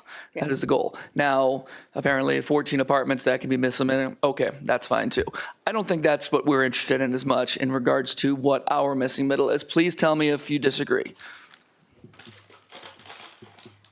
Yeah. And the Hearing 12 that, so from now on, if we could possibly not use the broad definition of middle, missing middle, we can use the laser focus like this. Even that eightplex could theoretically be a missing middle, but I think what we've been focusing on is the fourplex. Fourplex, it could be a rental, as you said, one person could own, and then 3, 3, 1, 1, 1, and then could rent those. But for our purposes, can we use our laser focus city council and mayor missing middle definition? That's where we thought you really wanted to be when you guys said, let's promote missing middle. It was, The 12 apartments? no, that, when you adopted it as part of 2040 plan, Oh, missing okay. middle's the buzzword. You said, yeah, we want missing middle, and we're like, I don't think you really do. So this is our take on We interpreting knew really what we what you meant. might have We wanted. knew what we meant. Is there another term that we could use then? I don't know. Yeah, duplex, triplex. Blended fourplex. neighborhood? Because there's really three things. There's single family, there's apartments, and then there's this missing middle where people desperately want to own their own property, own their own home, but that is missing. That's not only not affordable, but also attainable. That's the real missing middle if we're just talking about three different things. And I think we're on the same page, but I just want to be clear. So when you said this isn't exactly missing middle, you were using the industry broad term, Right. not our laser focus. Not like I said, not what we believe the council really was looking for when they adopted Okay. 2040. Very good. Well, and I love too, I mean, you look at knocking on doors, right? How many doors do you knock on that are duplexes in the city of West Des Moines? Not very many. I mean, we just don't have a lot of this product. We don't allow them, Yeah. I mean, there single is, family anyway. I think there is some, but I mean, Yeah, even there's not some in, that not were even in converted single to family, where it's zoned properly, like, Yeah. there just isn't a lot of duplex, triplex, quadplex. You're getting even more odd. Well, I know you got them down on South 19th. yeah, because our there zoning isn't would a say ton. that's multifamily. That's a medium-density Right, product. It's right. not a single-family product. So we have not really allowed them. Now, the state came back and said with ADUs, SDUs, you essentially, every single-family lot is a duplex now if you want it. And we Right. can't stop that. No. But before they go on and keep tagging on, this is where we'd like to go. So I'm hearing it's a go. We'll continue to talk with the developers, home builders. Three follow-up questions. Okay. Oh, yeah, if you want to share really quick. So this is up in Ankeny, right? Yes. And what I'm looking at is a single-family home at the top, and I'm looking at a fourplex right here. Yeah, the single-family home in this bottom picture sits off to the left. There's And- too many trees to see it. Sure, so cut off the 8-unit for now, and we're just talking about a single-family next to a 4-unit. Can you go back to the Wild Rose neighborhood? I don't know. How would that Why are you work? calling it the Wild Rose neighborhood? Rose neighborhood. Is that what that is? It's Wild Rose Park right there in the green. So Jordan Creek is on the left. This is just north of Shields. It's all right. Yeah, you're right. It's up in that area. Anyway, We do that. I never knew it as the Wild Rose neighborhood. Yeah, is that what the neighborhood is specifically called? Yeah, Thank you. That's why I'm like going Wild Rose. Sorry. Wild Rose is the. The Wild Rose Park is right there in the green. There you In go. any I could do case, that. how would that work here? Because what I just saw on the previous one was a single-family home, but then I saw like a parking lot behind the fourplex. Would there be Yeah. room to do that in these orange squares if there was a single family to the north and then the next one's down? How would it work exactly? Or is it coming out the backside? Electric bikes only. Yeah. You know, that's part of what we need to talk to the developers about, because Okay. I'm going to guess each one of these are going to want garages. Yes. So it's how do you get them into the garages? And ideally, we don't want multiple garage doors along the front either. We'd like them to be really one, but you're probably going to have to live with two. How do we do that? Is it one road that goes by and they somehow kick in? Those are details that we will work with them on. Again, don't take this image because this is multifamily to them. So this is setting up differently. This was just a way for us to show you that context of building envelope. that you can be in the same. So then the follow-up question, I know that's up in Ankeny, which is close. I didn't know if there was an example of single, fourplex, single, fourplex, something like that. If there was somewhere in the United States where that Yeah, existed. we've kind of been doing the searching for that and are not finding it. Okay. I mean, you can. Which get is into- fine, I You just- can get into Chicago that has kind of the more of the row homes, some of those are duplexes, but no, we have not found a good illustration of what we are looking to have done. Sure. You want to go back to the Wild Rose one? So I had asked earlier about what if, what if all the orange ones were over to the right side? It would still be the same development and they'd all be in the same neighborhood, sharing the same park and whatnot. My question is, how would cost be affecting this? So I'm looking right here and you're an expert, so I'm going to ask you to make an educated guess. My concern is of affordability. And I'm wondering if what's presented in front of us right here, if those fourplexes would be actually more expensive than if they were all consolidated in one place. That's my question. Or would it be the same? Because Mr. McKenney over here was concerned that maybe some of the single family would be lower in price, potentially if they were next to one of these fourplexes. And that does lower the price, which is something. Would it actually increase the price and therefore it would be cheaper? That's all looking about what Councilwoman Elliott said about attainability. Yeah. I think it starts becoming, when you get a multifamily development, you likely are laying it out differently. You're not laying it out so much in a neighborhood block as much as you are kind of an internal functioning development. So it's a totally different kind of mindset or feeling to it. We would basically say, if you want to push them all to the one end, you go to medium density. Right, right. And the rest of it we'll treat as single family and then, okay, go do what you want to do. This is just such a This is truly, somebody wants to do this. Otherwise, you want single family on this end, I'll give you medium density on that end. And again, think about the feeling. Think about the feeling of it when you're somebody that maybe can't afford your own home, but you want to live in a single-family neighborhood in Wild Rose Park, and you want to live right there by the park, and I'll be darned. There is a duplex right there, and the look and the feel of the neighborhood is single-family residential neighborhood. Your kids are going to get the same experience as every other kid and family in here.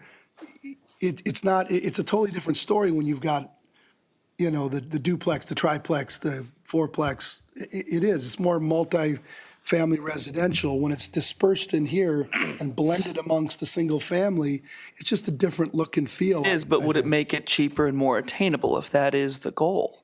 That's what we're talking about here. And that's what the developers will have to tell us decide. Yeah. If it is, and that's what if I'm they interested don't in. want to, if it is that much more financially for them to do it, that's what they're going to ask for. But I'm going to tell you right now, in our detached residential, we were not intending to give you multifamily zoning. So if you want to do this in the yellow, this is how you're going to do it.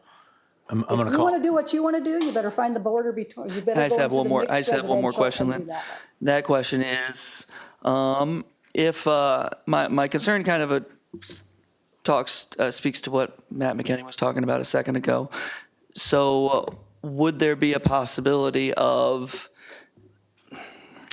So here I am, I'm looking at this one, I'm right in the middle, and then there's like a bait and switch later, and then they decide to put something here, and I didn't buy this originally. That's my concern. It feels like this might be fraught with some concern, and Mr. Mayor, I think you spoke to this earlier. How could we prevent that? But if it's master planned, if I'm going to go in there and I'm going to buy one of these single-family houses, I know that next door to me could be a fourplex.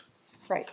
Yeah, the goal would be, like I said, it's master planned, it's on the final plat when the lots are created, that they are identified for that. Correct. So, But if I again- bought one and then later on it was switched, that's all. Well, again, that would be on us to say, because you have a master plan. Yeah. We're not going to let you just go willy-nilly, throw but- that master plan out the door. Here's the master plan. So if it's master planned though, and I guess I'm looking where your red line is, okay? north or the south. You come straight south of that, you got two lots there that are fourplexes. If it's master planned and I've bought a house that's single family and the lot next to me is master planned for a fourplex, doesn't mean the developer couldn't decide that he's going to build a single family there, right? Correct. But to the left of me then, or west, he couldn't change that single family to a fourplex. Right. The idea is you could change an orange to a yellow. So you could go from I'm a That's fourplex, but I'm important. going to build a single family home. But you cannot change a yellow to an orange. Yes. That That's is part of the rules extremely, of and that's this. what he's saying. That's extremely important. It is huge. Yes. That is Because- the rules of Because this. if my wife and I are buying this, we might decide, you know what? I love this neighborhood. I'm fine with whatever. They're going to look the same, so it shouldn't matter. But I'm fine. I'm going to have another single-family home next to me, and then 3 down is going to be potential fourplex. Yeah. Fine with that. But right next door, for whatever reason, I don't want that. And all of a sudden, like you said, it changes. Yeah. That's a The different goal, story. like I said, you cannot change yellow to orange, but you could Yeah. change an orange back Yeah, down that to makes yellow sense. if you so desired. Was our thought on this. That's, I love it. Again, it's an opportunity for you to put them in there. It's not a total mandate that you're putting Right. them in there. And I think the logic should lead us to wherever it may head, especially when it comes to affordability.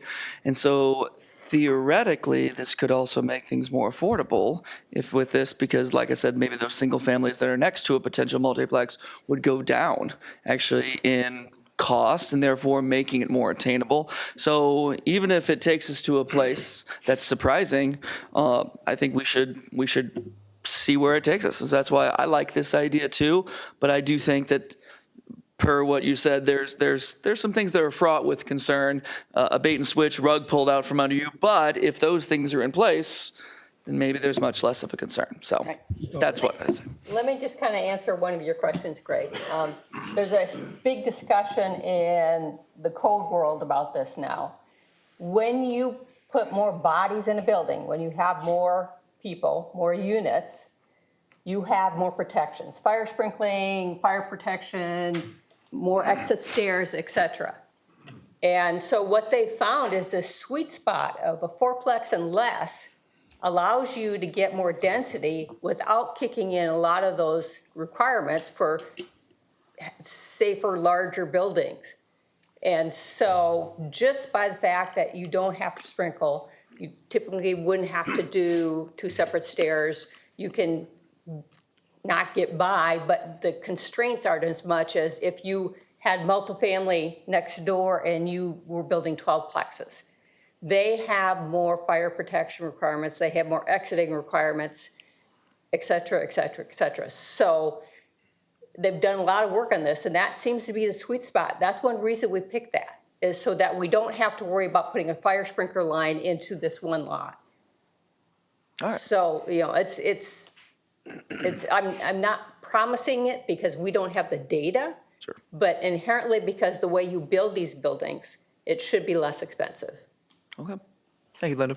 I think the bigger issue, and we'll move on, but I think the bigger issue that we're going to deal with, that we always deal with, that we have to try to work to figure out, and you were kind of getting at it, Matt, is I'm not as worried about the bait and switch, especially after what you said, but what I'm worried about is the person that goes in there and doesn't pay attention and then sits here and says, I didn't know. I didn't know. The realtor told. The realtor told me. You know, so that's where we got to figure out if this is going to happen. We got to make sure that we have a real good education, that people are really given the information that they need to make the decision they make to buy a house. That's going to happen. It's got to. I enjoy telling them, well, either your realtor was dumb or they lied to you. Yeah. That's fun for me to say, and I've said it many times. But I look at this neighborhood, and I think about, as a young parent many, many years ago, that would have been so fun because there have been so many more kids for my kids to run around with. Like that layout reminds me of where I grew up. And the thing that I don't regret it, but I wish it was better, is where my home is and where Colette and I have lived for the last 25 years. There wasn't that many kids around. School was a block away. But once school's out, everybody goes to wherever home is. And my kids didn't have a lot of that jumping on a bike and going a half a block away to play with their buddy. There would be more of that in these communities. And I really, really like this. So thank you for the thoughtfulness. I'm particularly excited for Halloween. I think that there will be tremendous amounts of children. And Which I'm is gonna on the be- 31st. I'm going to be an empty nester. I'm going to buy one of these duplexes. I'm going to rent out the other side, and I'm giving out full candy bars, full size. King size. Yes. All right, moving on. All right, let's move on. All right, so we will, like I said, we will talk to home builders, developers, and work through that one. Multifamily changes, this will be a lot like with what we were proposing for single family of trying to reduce some of the setbacks, give them more area to do this. Our multifamily, just like our accessory versus primary, is a lot of if-thens. If you're 2 stories and 4 units or less, you can do X, Y, and Z for setbacks. But if you're 3 stories but still 4 units or less, or if you're 3 stories but less than 4, you can do X, Y. So it's just it's a cobbled mess, and we'd like to get rid of that.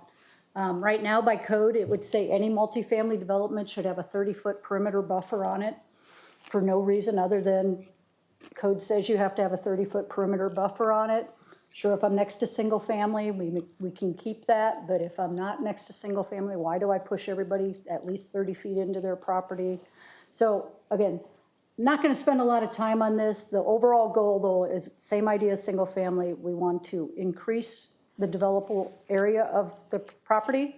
We want to pull those buildings up towards the street. It gets more walkable when you're that closer. You get more interaction with people.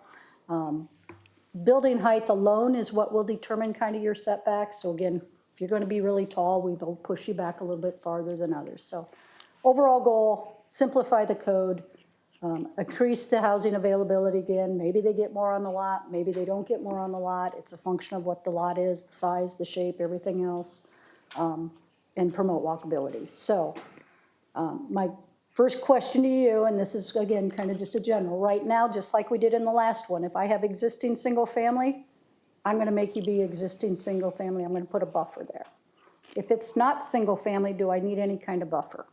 Can I be a multifamily and no transition rules if I'm not next to single family? Do I need to do, say, whatever the higher intense use is going to buffer? So if I have a high-density apartment next to a multifamily or medium density, do I have to do a transition buffer there, or is it, I think the single family is the most sensitive, frankly. okay? I mean, what's, Yeah, most of what we're talking about is greenfield. We'll get little bits of infill. We don't have a lot of infill pieces to do that. We consider even out as you go west, what's just never been developed to us is just still greenfield I development. mean, what's the worst-case scenario we're going to see? Like a townhome Yeah, you may have a next to townhome development, and an apartment wants to apartment. go in next to it, and they say, oh my God, the sky is falling because it's now an apartment next to me. Do we want to keep a buffer in there just because? But you're also in the orange, which is mixed residential. You should go into that area knowing that you could have something different next to you. And this is not master planned, right? This is just This by is not right. master plan, this is zoning happening next to zoning. And we don't have to answer today, but I think if it's townhouses, we have some kind of a buffer. I think if it's anything more than townhouses, then you could get away without having the buffer. But a lot of times, townhouses are much like a single family. It's not high density. I know that's how we kind of considered, somewhat as medium density, but personally, I think it should have some kind of buffering. I agree. I agree. I agree. Yeah. We just went through this whole discussion about the townhomes being mixed into single family, having them look like single family. And so I think for those. This applies similar- here too. Yeah. But if you're condo and above, I mean, we'll work through the details. I just needed a general, yes, No, keep we it need to more talk than just specific next to square single feet, no, Mayor. no. Bring us So- something back. I think about up in Ankeny, Minnesota, there's a come and go that backs right up to a residential house. It is literally 20 feet away because I filled my tires up there and I couldn't believe it. And I think we got to stay away from that. But like if you're going to build a 6-story apartment complex and you're next to a supermarket, I think we got to have some kind of buffer there, but I don't know. I think I trust you guys to figure out what that looks like. Yeah, and where you're getting into now is getting more into those multi-use Yeah. districts. And that will come with our next kind of phase of this is how do we handle the multi-use where you intentionally are allowing that residential to be in there? Again, should come with some buyer beware that you're in a purple area, not Yeah. in this. So this is really kind of more your orange area or butting up to one of those other colors. And we can still do it kind of how we've been doing it today is looking at what that difference is, the intensity of what's happening next to and put those rules in place. But so we'll keep it kind of as is for now. And we'll, as we go through outreach, we may hear something different, and we'll consider it at that time. So our previous discussion was all about low density and how do we incorporate more missing middle density into this. And the question was brought up whether or not developers would have a desire to do that. And the answer is, we'll see, right? Don't take my questions as being anti that. I'm supportive of that going forward. I just want to ask the hard questions right now so we can be sure. And because if the goal is to get affordable and attainable missing middle housing, let's go forward. If our previous conversation was lower density, how do we incorporate more missing middle density? Is there an opportunity when it comes to multifamily changes to say we have higher density? How do we incorporate more missing middle density into those higher density locations? But I'm guessing the answer is slightly different because under high density, you can throw in townhomes anywhere because that's just what it allows. But with single family, you can't because the code goes one way almost. Yeah, we traditionally have said, now, my zoning's pretty rigid right now, but the mindset was always if I had high density ground and I wanted to do really townhomes, not a foul to down zone. Yeah. But it was always a foul or a problem to try to up zone. So again, that's kind of what you're looking for. We're going to have a little discussion on density in a couple slides here, which will kind of open that door a little bit more again to what will the market drive and do. Okay? Thank you. So we will proceed with kind of the same idea. We're going to shrink some setbacks. We're going to maximize what they can do, and we'll go from there. Private streets. This slide may end with the first question. I Get don't rid know. of them. Get them out Allow or don't allow? Goodbye. Matt? I can prohibit them entirely. I'm in. We can. Listen, you know, Can't stand them. I know it's a problem. I'm sorry, Mayor, but you know, we talked earlier about the other situation where, well, how are we going to make sure somebody knows? Well, the realtor's going to tell them, not going to tell them, and you can't protect everything. And, you know, I live in Glen Oaks. Yeah, it's a hassle, and I don't like the cost of it. I lived in Phoenix for years and had some experience there. I think what we are doing in this community and what, Lynn, you brought forward is important for what we've talked about thus far in terms of whether it's attainable or affordable housing, finding ways to spread the cost out as we outlined the last council meeting and as we've already outlined here.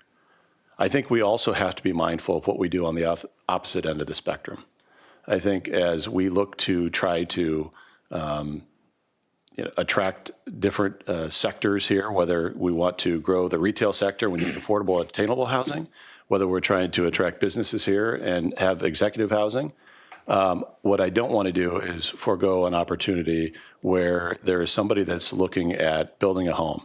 And the question is, do I build in West Des Moines where I can have a product type that I'd like, that has worked well in the Glen Oaks neighborhood, that has worked well in the Napa Valley neighborhood, probably hasn't worked so well in the Ponderosa neighborhood, but at least there's choice there. We talked about choice on the other end of the spectrum as it relates to single family being close to multifamily. I think if that choice exists in Ankeny or in Waukee and it doesn't exist here, you will see those larger estates move to those communities, and it won't happen here. And I don't think that's a good thing for the community. I think it is important people realize what they're signing up for, just like it is if you're going to have a multifamily unit next to a single family unit. I think it's also important that they realize what they're signing up for when it comes to streets and roads. But I think to take that off the, list. And listen, it's not going to affect me, right? I'm really interested in I don't where it understand the goes. logic. Why do you think those estate houses would move elsewhere? If we didn't Because have I private roads? think folks like to have that type of neighborhood. No. What we're not advocating for is no private roads. What we're advocating for is no private road construction. In other words, the road constructed has to meet city standards, right? That's my interpretation. I think the goal is to eliminate private streets. Oh, then I'm not in favor. I'm against the private roads. That's what the first question is, Against allow or not? I'm against them entirely. Let me tell you why I'm I thought the against them. private street thing was about the construction of the street, because I That's look at the second one. Ponderosa, right? So I've been sitting up here like Kevin for 16 years or whatever, 17 years, whatever it is. And I can't tell you how many different issues and problems we've had with these private streets. And usually it's like people that go into them. I mean, Glen Oaks is a different story because you have a gate. right? People know, for the most part, these are private.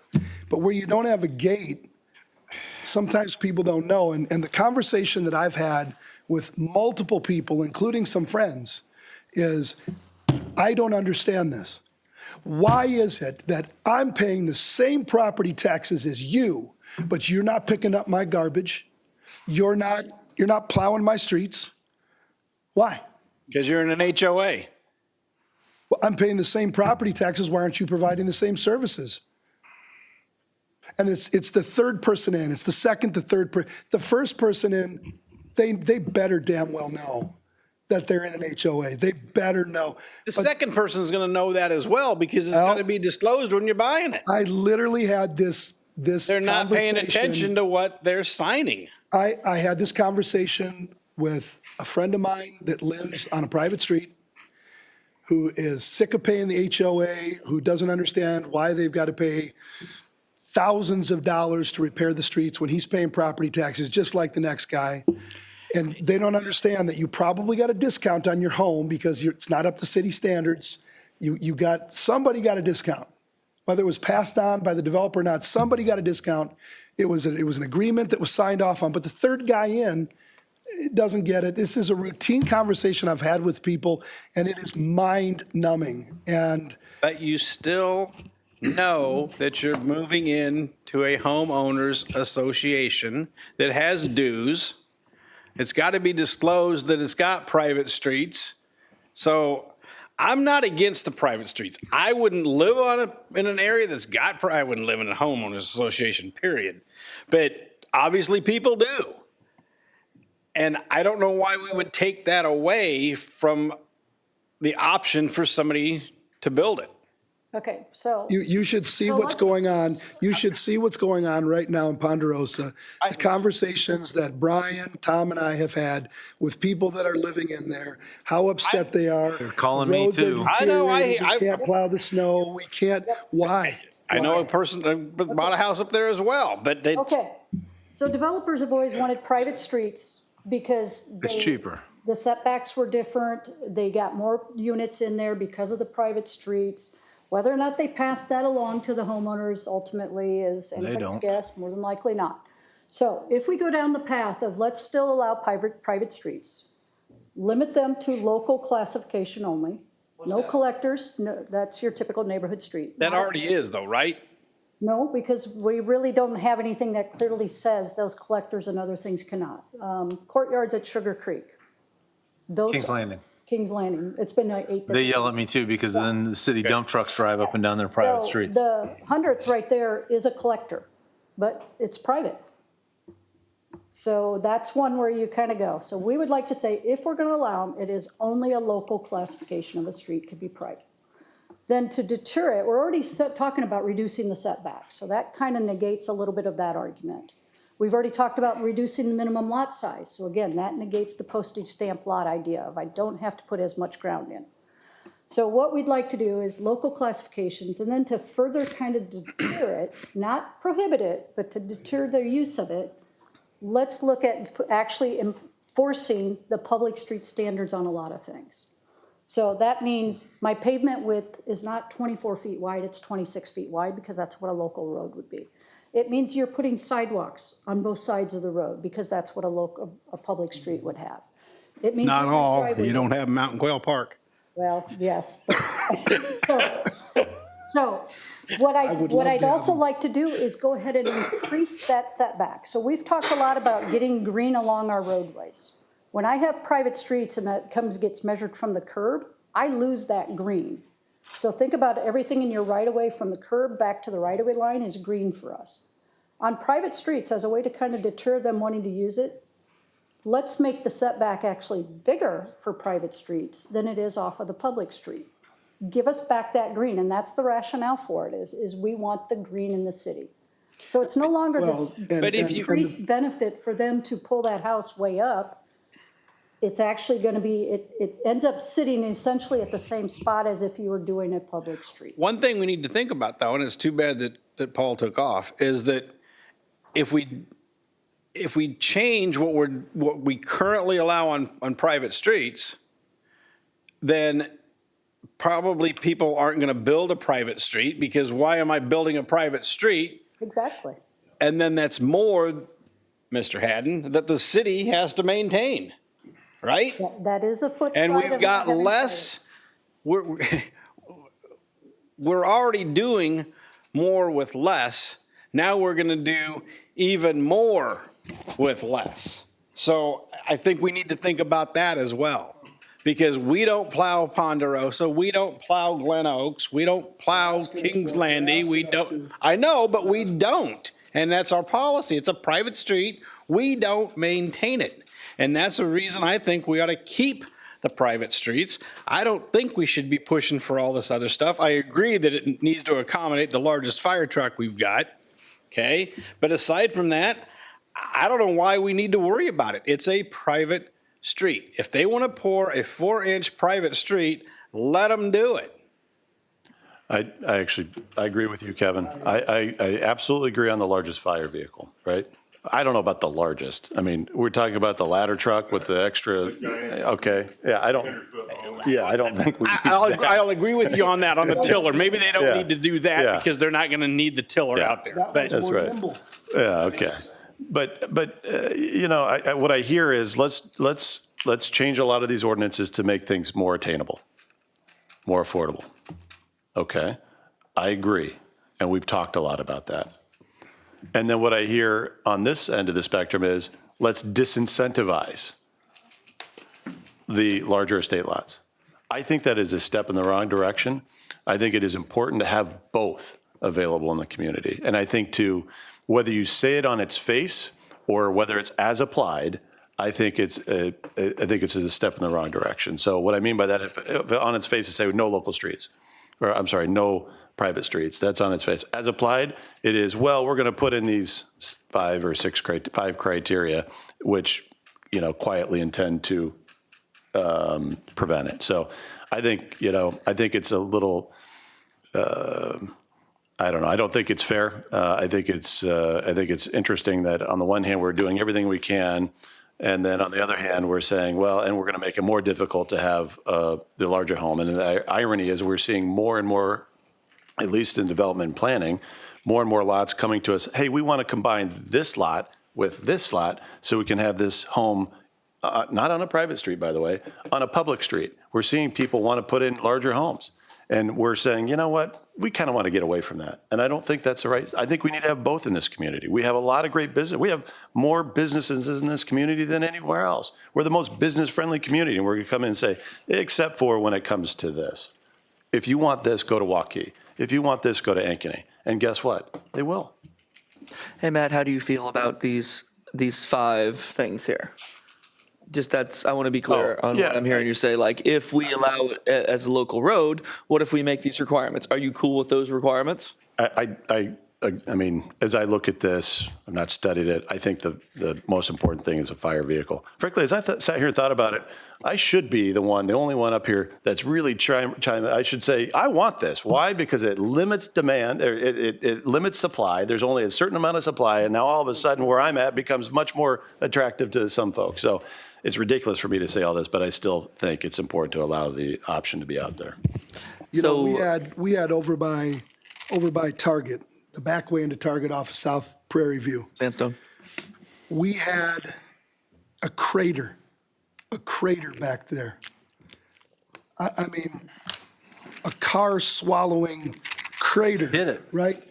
And I think that just happened in urban. I used to hear about that all the time. People would, why is the city not taking care of their streets? Why are they not? This is ridiculous. City's got to do something about. Oh, no. See, that's a private road. City doesn't have anything to do with that.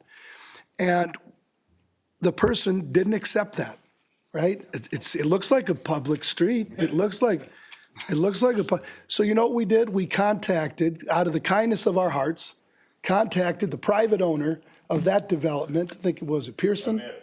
That was Pearson. Pearson at the time. And kindly requested that they fill the crater, which they did. And then a little while later, a storm came through and knocked down one of the lamps, one of the light poles, And then, why is the city not taking care of the light pole? The thing's been laying there for weeks. Not ours. That's not ours. That's a private road. Unacceptable. Unacceptable. I'm a taxpayer in this city. I don't deserve to have that. But they didn't pay for it. Their tax dollars didn't pay for that. Now, It doesn't pay for right the now, maintenance of it. right now, we're dealing with a conversation in Ponderosa where, the streets were designed, they're deteriorating. They weren't put in to city standards. They are non-functional because there's no place to put snow. And the people over there are angry as hell. And they want us to take over those streets. And we can't, and we won't. We're trying to help. We're trying to figure out how to deal with this. There's no way to deal with it. The best thing to do is require public streets, bring them up to city standards, They should have the city take care of their them, house there. just like every other taxpayer. Russ, but this is apples. This is Can I apples and oranges. Oh, interject? Finette, you go ahead. Please let me interject. Having been a homeowner who lived on a private street, I knew exactly what I was getting into. I had a homeowners association. I knew that the city was not going to plow my streets. I knew that I was not going to have sidewalks put. I knew that going in because I chose to live in a neighborhood that had an HOA that had that. But I knew that. But every year, my HOA would go up every single year. Why was it going up? Because the cost of maintaining kept going up. So my 2 cents, you know what you're facing when you move into a development that has private streets. I knew that going in. I chose to leave because it was getting too expensive to live. That's one point I want to make. Second point I want to make, I'm sitting here listening. I just want us to be mindful of the fact that housing is something that we really do need to look at. We do need to provide homes, if they're fourplex or if they're townhomes. We need to do more that's going to fill that niche that we're not looking at. I appreciate the fact that more expensive homes, and I appreciate that. But I appreciate more the fact that we need to focus on building homes so individuals who maybe are making $40,000 could actually think that in some time in their life they'll be able to be a homeowner. That's what I'm more concerned about. Here's the deal. I can count. Believe it or not, Kevin doesn't think I can, but I can count. Let's just move on because I expressed my frustration. Mm-hmm. I've dealt with a lot of this. I've had these conversations. Tom has, Brian has. It is mind numbing. They pay the same taxes. They're not getting the. Yes, it is mind numbing, but Ponderosa is like, it's a crossroads. Like the Glen Oaks and Ponderosa are just two very, very different things. Glen Oaks is a gated community. It has its own private streets. Everyone's going through Ponderosa to Raising Cane's to Target everywhere. Totally. And therefore, those two things are very, very different. And so what we should never do is have any opportunity for a crossroads of a city where everyone's going all over for that to be a private street. If there needs to be a one-off like Park, which is over behind Walgreens and Fire Creek, and if they follow a couple of these guidelines, I don't mind very much at all. So like prohibit entirely, allow only when a local road classification. Yeah, if they're 26 feet and they can have the fire vehicle, the others we could talk about as much.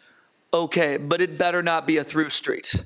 It better be a cul-de-sac as local can be. And that's my comment. Can we at least make them be functional? Is there a way to do that? Why isn't Ponderosa functional? Because you can't put the snow anywhere. So It's still functional as a road. How, as far as where you put the snow, I mean, that's a little bit irrelevant because you're never going to have the ability to put It's not our snow to put anywhere. It's their snow to put someplace. So they've got to figure out, almost like Valley Junction, right? And I wish Paul was here. Where do you put the Same snow deal. in Valley Junction? Yeah. Right? Dump truck. They come in, they pile it in the middle, and they get a dump truck that snow blows it into, or a snowblower puts it in the dump truck and hauls it away. Right. So that's how they would have to do it. Right, That's right. how they, so it's not our problem to fix how they do it. The developer built it knowing that he had no place to put snow. The people bought the houses knowing that it's a private street. They've got their HOA. They've got their dues every month. And that there's no garbage, there's no street maintenance, there's no snow plowing, there's no nothing. Okay? They knew that going in. It's not our problem to fix it. As Matt said, we need to have options out there. And again, 74,000 people, and how many do we hear from complaining about private streets?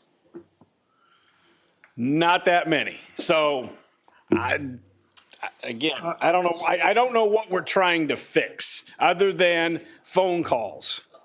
That's about all you're going to fix here. Well, it's personal visits too.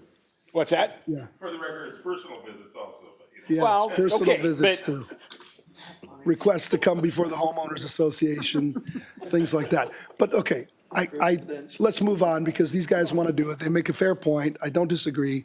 But man, it is, these things are, So the only Just thing, a deal. again, the only thing I would say is that we need to make sure that a fire truck can get down there and take care of business. Okay. All right, moving on. It's pop quiz time for you. So I got 6 different developments here. I want you to tell me which one has the highest density per acre. So how many dwelling units per acre? Strathmore, 522 dwelling units in that development. Junction House on Fifth, 16 dwellings. Cunningham, 199 dwellings. Country Club Village, 120 dwellings. Glen Meadows, 130 dwellings. Grand Living, 205 dwellings. Which one has the highest DU per acre out of those 6? Grand Living. Now, I'm going to say Junction House. Google Yeah, Fiber. that's just Junction House. little tiny lot with, Here's how they rank. The Junction House has 94.12 dwelling units per acre. So again, you got to think about the land area that goes with these. Grand Living comes in second at put it on a 48. private street. Cunningham, 22, 18, 15, and 13. So the point here is really that the density is really a factor of the ground area. Right. You put a number on it, you're kind of just putting an arbitrary number on it. You're going to build what you can fit within the lot. You still have to meet subdivision codes. You still have to meet zoning codes.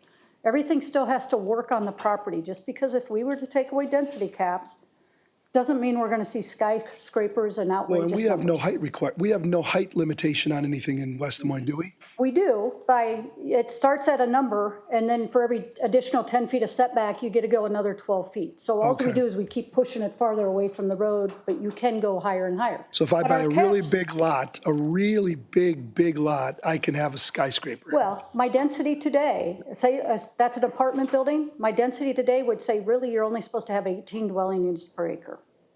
Doesn't matter that size of the lot, it's 18 dwelling units, do the math, that's what you get. But that 18 is just anybody's, we don't have any idea where that number came from. Single family is 6, medium density is 12, high density is 18. We don't develop to that today. When we were doing the comp plan, we looked at the densities. Single family is averaging under 3 dwelling units per acre. Even though we allow 6, we're not seeing it. Medium density is about half. We allow 12, we're getting 6. High density, we allow 18, we're getting about 12.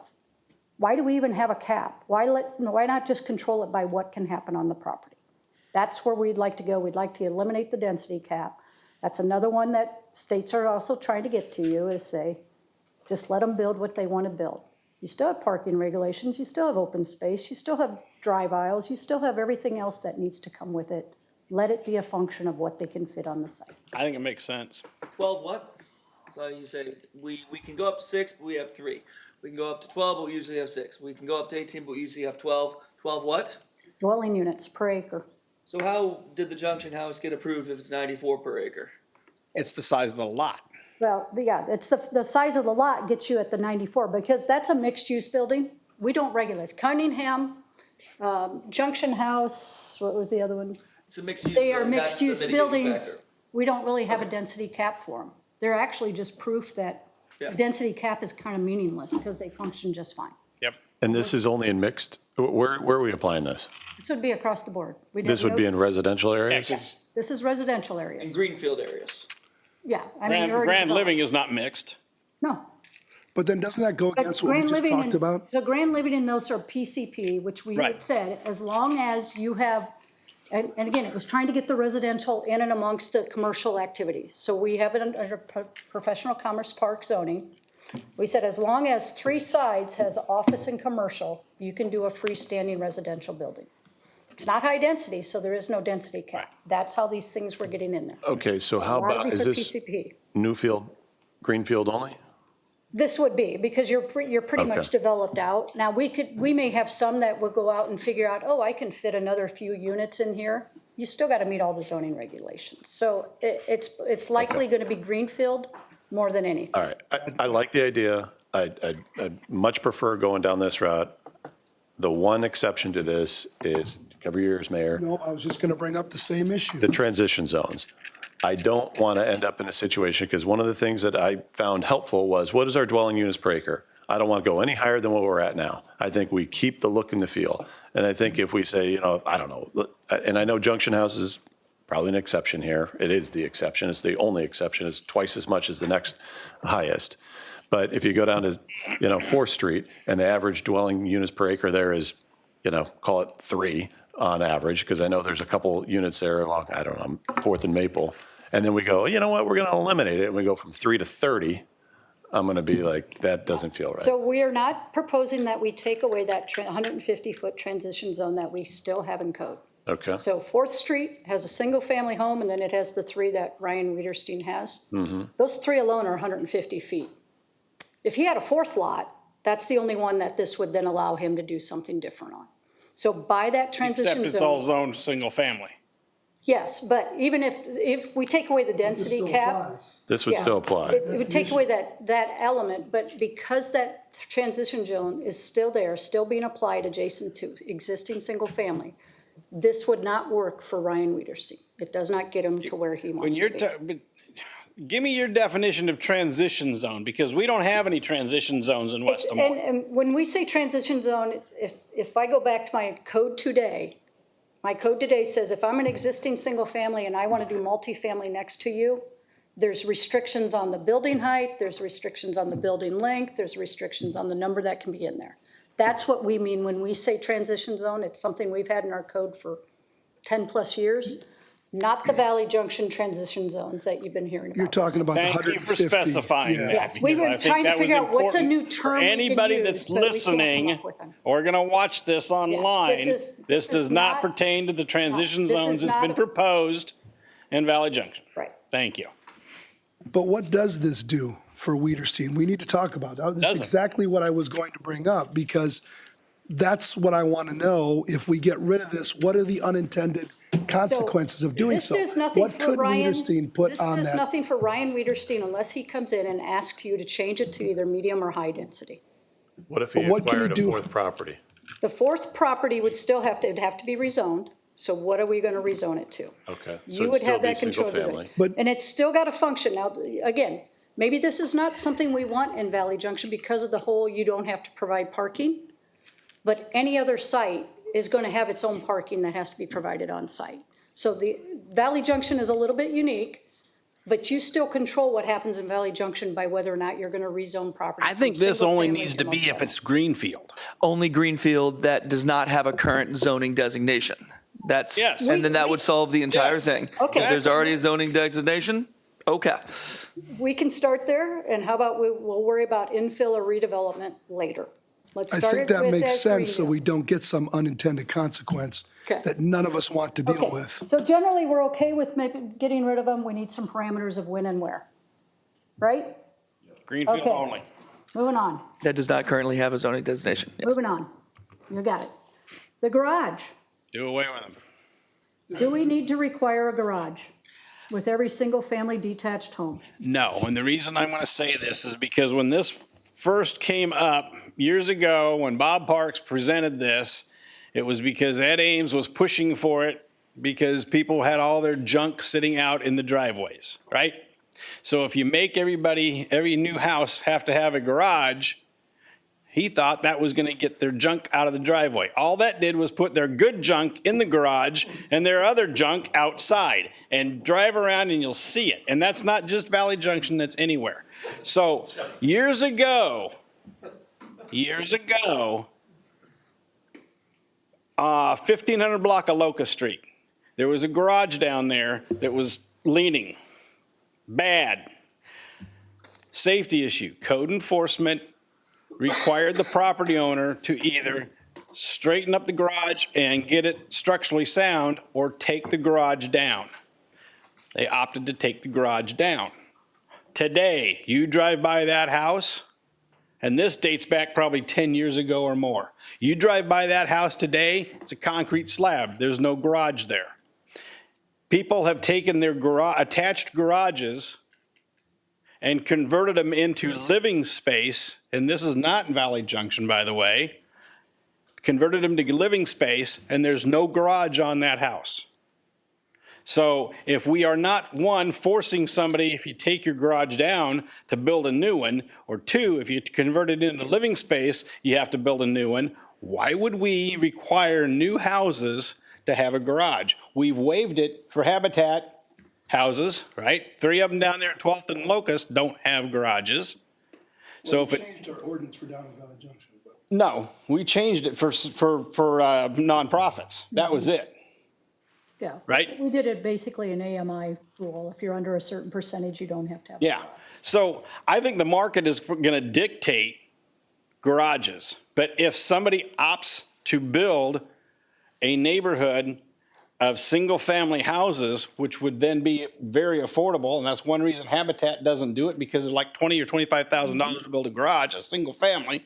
Yep. That's why we did the one when I first got on council, Russ, the one down on First Street. I got everybody to do it for free because Habitat wasn't going to build on that lot because they needed to have a garage on it by code. So anyhow, that's when we changed the code. So I think if we do away with it, it's going to allow more houses similar to what Habitat builds. And I think we also then, if you don't have a garage, you do have to have a shed. That makes sense, much like we do with Habitat. But again, I think the 90-some% are going to have a garage with them. We would agree.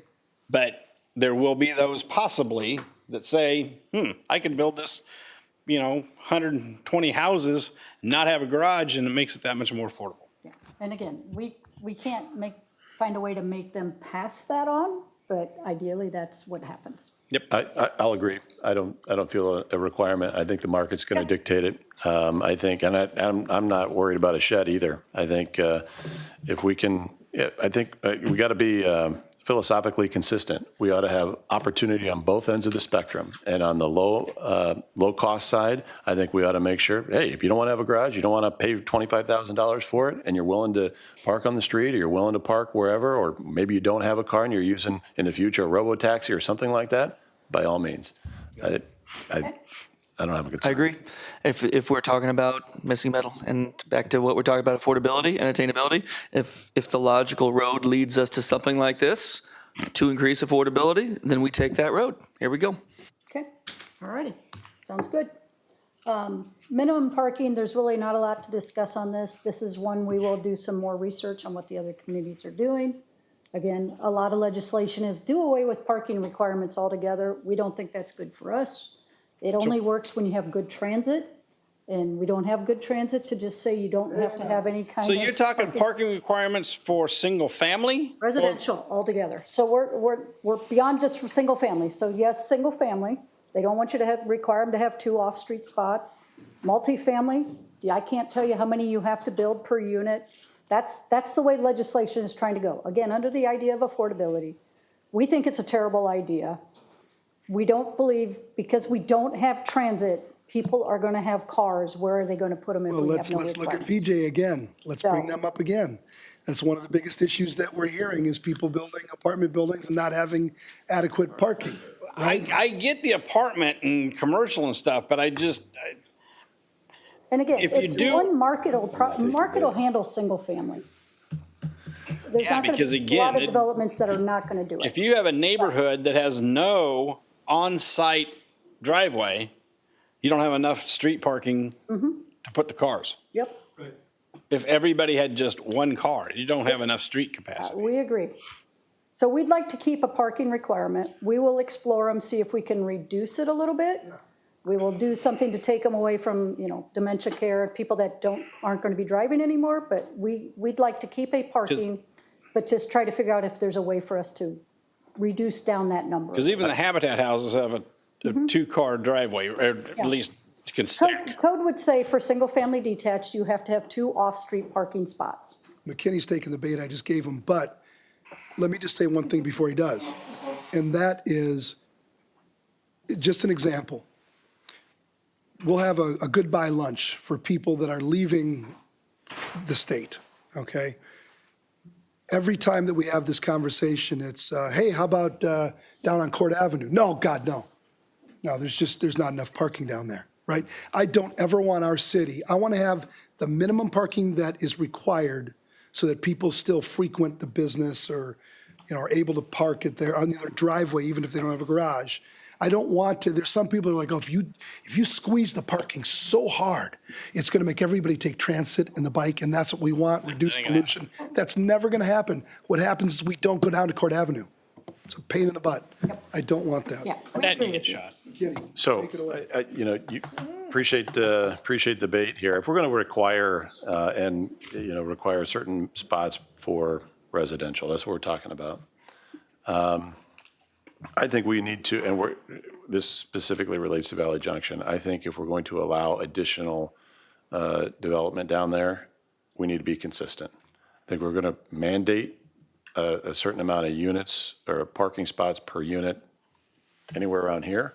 I think we have to mandate a certain amount of parking spots for a unit in Valley Junction.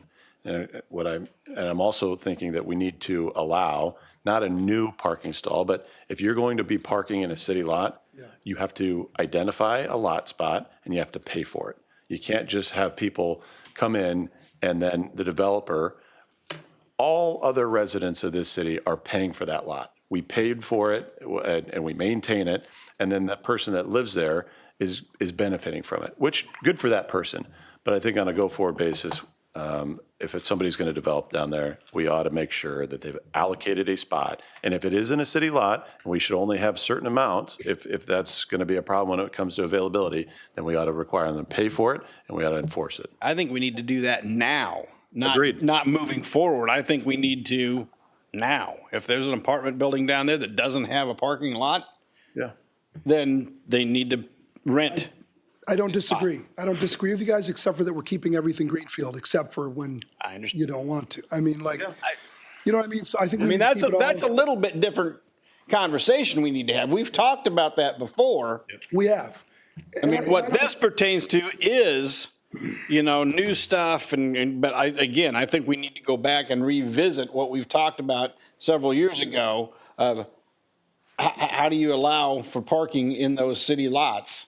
I agree. Because one, I agree. you can't park there, I believe you can't park there for 24 hours, if I remember correctly. Well, if you live in, what was that Junction Living or whatever that was Oh, building down there, Junction. Cutler's Building. Junction House. Junction House. Okay, Junction House, okay? You can't park in the street after 2 AM, so you're parking in the lot. Oh, but I can't park in the lot over 24 hours. So, Well, if the city lot's going to be open, why not use that? And why not get some revenue off of it? right. And again, if you designate certain spots for the apartments, that's my reserved spot that, somebody can't park in coming That down. suffices, yeah. Yeah. I agree. That's a different conversation, though, because we Yep. do have to, if we're going to keep it greenfield, let's keep it greenfield. Right. Right? Let's, It's something we can address when we bring back what the code amendments will be. Yep. Point taken. So, Okay, just a couple of quick two takeaways from the previous workshop, accessory structures. The intent was to really try to eliminate the if-then regulations, maximize the use of the lot, simplify it for people to understand, accommodate additions and outdoor living. What we heard is, well, it's too close to my rear yard neighbor. My party deck's going to be looking over my next door neighbor. I got too small of setbacks. So what we'd like to do is use an approach, kind of where we were headed, of separating the height allowance from the setback. So it's no longer an if-then. If I'm 20 feet tall, I got to be back this. But what we would do is, if you remember this illustration, this is your buildable area. The yellow is the setbacks. In the 7 foot in the rear yard, we'd say there's no structure that has a footing or foundation, so that takes away your taller structures. I can still put my small little shed, I can still put my play structure in there, in that last 7 feet. It gives me that buildable area. Side yards, I can have that up to 2 foot encroachment, again, if I don't have footing and foundation. So that tells me where I can place things. Totally separate then from your height allowance. My height allowance is just gonna say that rear 20 feet, nothing can be more taller than 20 foot. Max, tallest element of it. If I have a roof, it's 20 foot to the roof. If I have a railing, it's 20 foot to the railing. That's it. I don't care what the structure is, it's just a height limit. The balance of it then, you get what building code is, which says you can be up to the 3 stories. So it takes away our if-thens, simplifies it, but gives us some protection from the rear yard for how tall things can be. How much does this increase the total space that you could build in the backyard compared to the current situation? It allows you more buildable area. So we do get this whole buildable area, but it's going to keep one part, that last 20 feet, you just don't get to go quite as. But it is more space than currently more- it is exists. still So it's like more a space than what 20% we have increase or today. something like that. And what do you think about this? Like, this is kind of what we all came up with, and you all specified it specifically. What do you think? I think this addresses what we were hearing as those concerns of what is going to be too close to my neighbors, what is going to be looming over it. I think this gives us a better way to control that without getting into whether it's a deck or a gazebo or this or that or if and thens, and it just simplifies it for everybody. So you like it? We like it. So say it again. So we've got basically the sides and the rear setback are 7 feet, and this is Greenfield. Greenfield? Yes, All right. this can be applied just Greenfield. We can Staying say on anything Greenfield. platted prior to does not get this. Okay, so 7 feet setbacks, everything except for the front. Then you're saying within 20 feet of the rear lot line, you can't go higher than what? 20 feet. That's your 20 maximum height 20 allowance. feet. I like it. So this pushes your party deck Well, that's what I'm thinking is farther my away party from the deck. rear lot line, which is, Yeah. that seemed to be a concern, is how close am I to my rear lot line? Right, because that's I mean, that's what I'm trying to think of, is the people that are already there, which is why Greenfield's important, because conceivably nobody's there Yeah, right and, now. and code today allows you to do that 20 foot. Okay. So this we The think. 7 feet rear setback, that's nothing. That's, I mean, side setback, fine, but man, 7 feet rear setback? Again, let us talk to builders. Let's get an idea. This is trying to maximize what people Why can do. even have a So ideally, setback? you You're have to right. have, you can have a smaller lot and just- still get the things you need if you don't have to have 35-foot rear yard setbacks. Russ, I'm not sure why you disagree with that 7-foot setback. Well, I don't know. I mean, that's probably, without measuring, that's probably what I've got at my place, Yeah, today it's actually 5. where my garage was. It was 5? already there when I bought it, but where my garage is, my back garage, probably is just 5 foot from the back of my garage, which has a foundation, to my rear lot line. So it doesn't mean I can't build back to it, but there is a stopping point. And that's what this is saying, right? Only in this case, I can't be within 7 feet of that. Right, the 7 foot is where it'd be, and then the height is limited, so again, I'm not looming up over my neighbors, so. The 20 feet may make it palatable, and the Greenfield, I think, probably makes it palatable. Because we're talking about Greenfield, we're not, is there somebody back there right now behind this guy? It still could be Greenfield and someone behind there, I Yeah, it guess. could be a greenfield development next to somebody that's already developed. Yeah. Or could we apply this effective to Greenfield's effect? I don't know. I mean, that's what I'm worried about is the guy behind here that now we change this and somebody puts a Or- 20-foot party deck. Again, right now, it's 5 foot. It's rear only yard 5 setback. feet rear setback? Yeah, my house has a 35-foot rear yard, so my dwelling structure has to be 35 feet away, but that balance, you can be up to the 20-foot. Which is my garage. So we're going to keep 5 feet for everybody else and 7 feet for new. It seems like we're going towards the idea of more affordability, okay? More flexibility. Why would this would make it theoretically more expensive. If the idea is more buildable space, right? We get more buildable. Well, it doesn't, because what you're saying, you're no longer saying I have to have 35-foot rear yard. So that takes away that depth there that you were forcing people to buy Right. for that. I get that, but I guess my concept is if today it's 5 feet and we go to 7, it's counter to the intended goal, which is more buildable space. But it's not because, like she said, it's an if-then statement, a million different if-then statements. And if you're this, then you can't go this high, you can't. I Now it's bet like you we're there just is a taking scenario. all those There out. is a scenario. And goal was to try to get the side yards, rear yard the same, it's just simple. Yeah. But whether or not we say a rear yard is 5 foot versus 7 foot, again, that is kind of minor details. Haven't, over the years, and I'm going 30 years, haven't we changed from 5 to 7 back and forth It over depended on the times? zoning, it depends on the zoning district. Well, So that's right what I was now, gonna say. It's not like 5 right multiple now different for- zoning districts have multiple different setbacks. Right, We're so, trying to standardize it, make it simpler for everybody to just say, your rear yard is X. So you're doing, even if it's an executive estate lot, you're going to say it's 777. Okay, estate lots, I think we put it to 10, I believe. Well, so when you're saying it's 5 now, it's 5 This now is like on a- this lot, Think of this as a traditional lot. quarter acre lot. yeah, Yeah, typical, single-family lot. but I can't build as far on if I had an empty lot on my neighborhood, I'd have a 5-foot setback, but I couldn't build as far back as what we're talking You here. would have a 5-foot setback for your detached accessory structures. That's as close as they could go. Your primary structure and anything attached to that primary structure probably has a 35-foot rear yard setback. And and So we are giving you 35 down to the 7 as extra area to build. If you did a typical standard lot. We're letting you put an addition onto your home, 3-story home, an addition. Except for when you hit that 20 foot. 20 foot back, then I You have have to drop it to. down to a 2-story or a 20-foot. Yep. Okay, let me, I'm going to use the preserve or the reserve or whatever the The thing estate is lot. down there. Let's say that this is the lot, and what we see at the top of the screen is an enormous forest. Okay? Can we build something into our ordinance that would allow the council to exercise discretion based upon a series of factors, so that when that person, it's happened, it happens, more often than not, where it's like, hey, this is a one-size-fits-all policy, 10 feet, 7 feet, whatever it happens to be, but as applied here, makes no sense. It is arbitrary, it's capricious, nobody understands why it's just like that, because it happens to be, it fit really well in Valley Junction, and so we're gonna make it apply all the way out here in the preserve, and everybody like, no, we should evaluate the factors and say, this would work. So I asked Greta at the last meeting if I could have a common sense rule, and she shot it down. Okay, That's really what you're asking for. I am It's asking, kind of but what if we a put parameters one-off on it? rule Why can't of, we I have an can do- exception? Why can't we do a waiver from code if truly it's not buildable behind the person? A Who says foliage it's not exception buildable?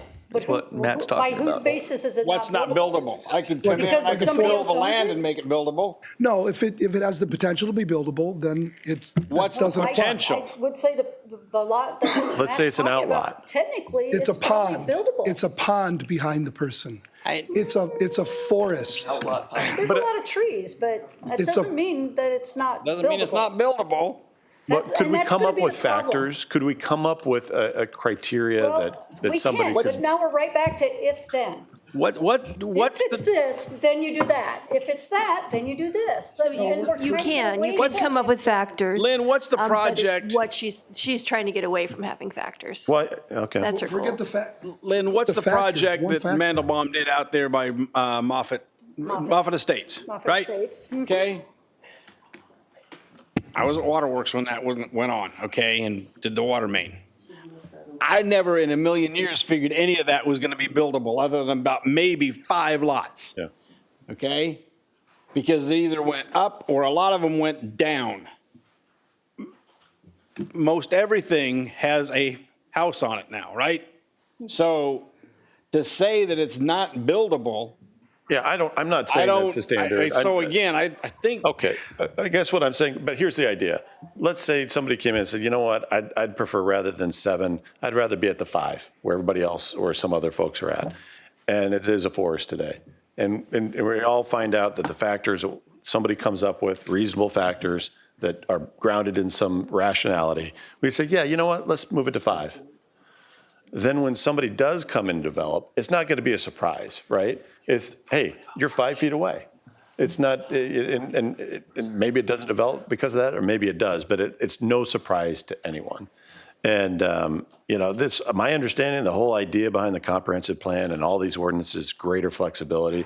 I think finding an escape valve, so to speak, to address unique scenarios would be a good step. I think it shouldn't be everything is if, then this, then that. I think we have our standard rule, and then maybe you have to have a supermajority of the council to deviate in very, you know, in maybe it's just setbacks or maybe it's just something else. But Okay, but that's what the variance process is. okay, so that process mean, exists today. That exists, Board but of it's also Adjustment. going to say, And then you is need a this hardship. self-imposed? Did you create the Hardship. problem? Can't get it. That lot we're talking Well, about is two and So a it half does, acres. so we do have a process, but if it's, It's a Have a variance. hardship. But you okay, don't but if it's really have a real- self-imposed, then you really don't get Right. it anyway. But So- again, that lot is 2.5 acres. If you were going to put a pool in a pool house, all you had to do was shift your house a little bit when you built it. So again, we're trying to solve problems that people create themselves by having a bunch of if-then rules that we're gonna be Yeah. back in the, just like today. Is it Yeah. art or is it signage? The Is other it thing to common think sense? about Is it is- not? I don't wanna be in, we're trying to get out of that. The other thing to think about is what we decide today, 20 years from now, a city council is liable to look at it and say, what in the hell were they thinking? Why would they have allowed that? Yeah. Well, that's Or why I'm gonna didn't serve. they allow that? That's why So, I'm going to serve for the next 40 Would love nothing years. more than a common sense rule that had me a way to be able to do just that and say, yeah, Yeah. nobody, there's no harm, no foul in this. Yeah. Let it, but but I legally I think- can't, I yeah, don't know that. I think let the Board of Adjustment do its job and go from there. So we will continue to I'm not opposed to what you want. I Yeah. just don't know that there legally is a way for us to do Okay. it that doesn't make it worse for Yeah, somebody. that's fair. You know, I might, 1 of 5, it sounds like, but I really think we ought to find a way to work with our residents. It's their property, it's our rules. We have a one size fits all, and I'd like to find ways that when it makes sense, maybe it's unanimous, maybe it's a supermajority, or maybe it's a simple majority, but I think we ought to find a way. And I do understand that the whole Board of Adjustments, but we've run into too many scenarios where we have had to come in and change ordinance because the Board of Adjustment says it wasn't created by, it was created by the property owner under their own doing. All right, I'm done. Okay. We'll keep it in mind. We'll try to figure out a path, but I won't promise anything. So the last one just is the small Quiet. lots. I'm about ready to go home. Yep. 2 slides here is all we Hey, have. hey, So the last one was small lots. We introduced small lots to you. There seemed to be a lot of concern that all of a sudden small lots are going to take over the city and we're going to have nothing but small lots, which is not going to happen. It's going to take a very special person who wants to come in and do small lots. It's going to take a lot more work. You know, we want to do it to increase. Again, it's one of these opportunities. We don't know that it'll get used that much, but it's an opportunity. It's a way for people to come in. They can get more affordability, more availability to it. Too narrow, too small of setbacks. We'll go out and talk to the builders, find out what really needs to be that niche for that smaller lot and bring it back to you.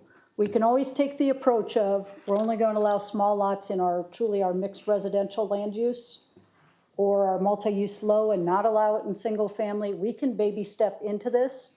We'd like to find a way to have it be an opportunity for people to use, again, if you really want to think it through and make it work. So Yes. it's done in other cities. I like this. There's no reason we can't do it here. We don't know that we will see a lot of it, but we'd like to still have the opportunity. So we will do the outreach on it and just talk to the developers and try to figure out what's the pitfalls, where's the. This looks great, and I think it's in line with a lot of the stuff we already said tonight. Awesome.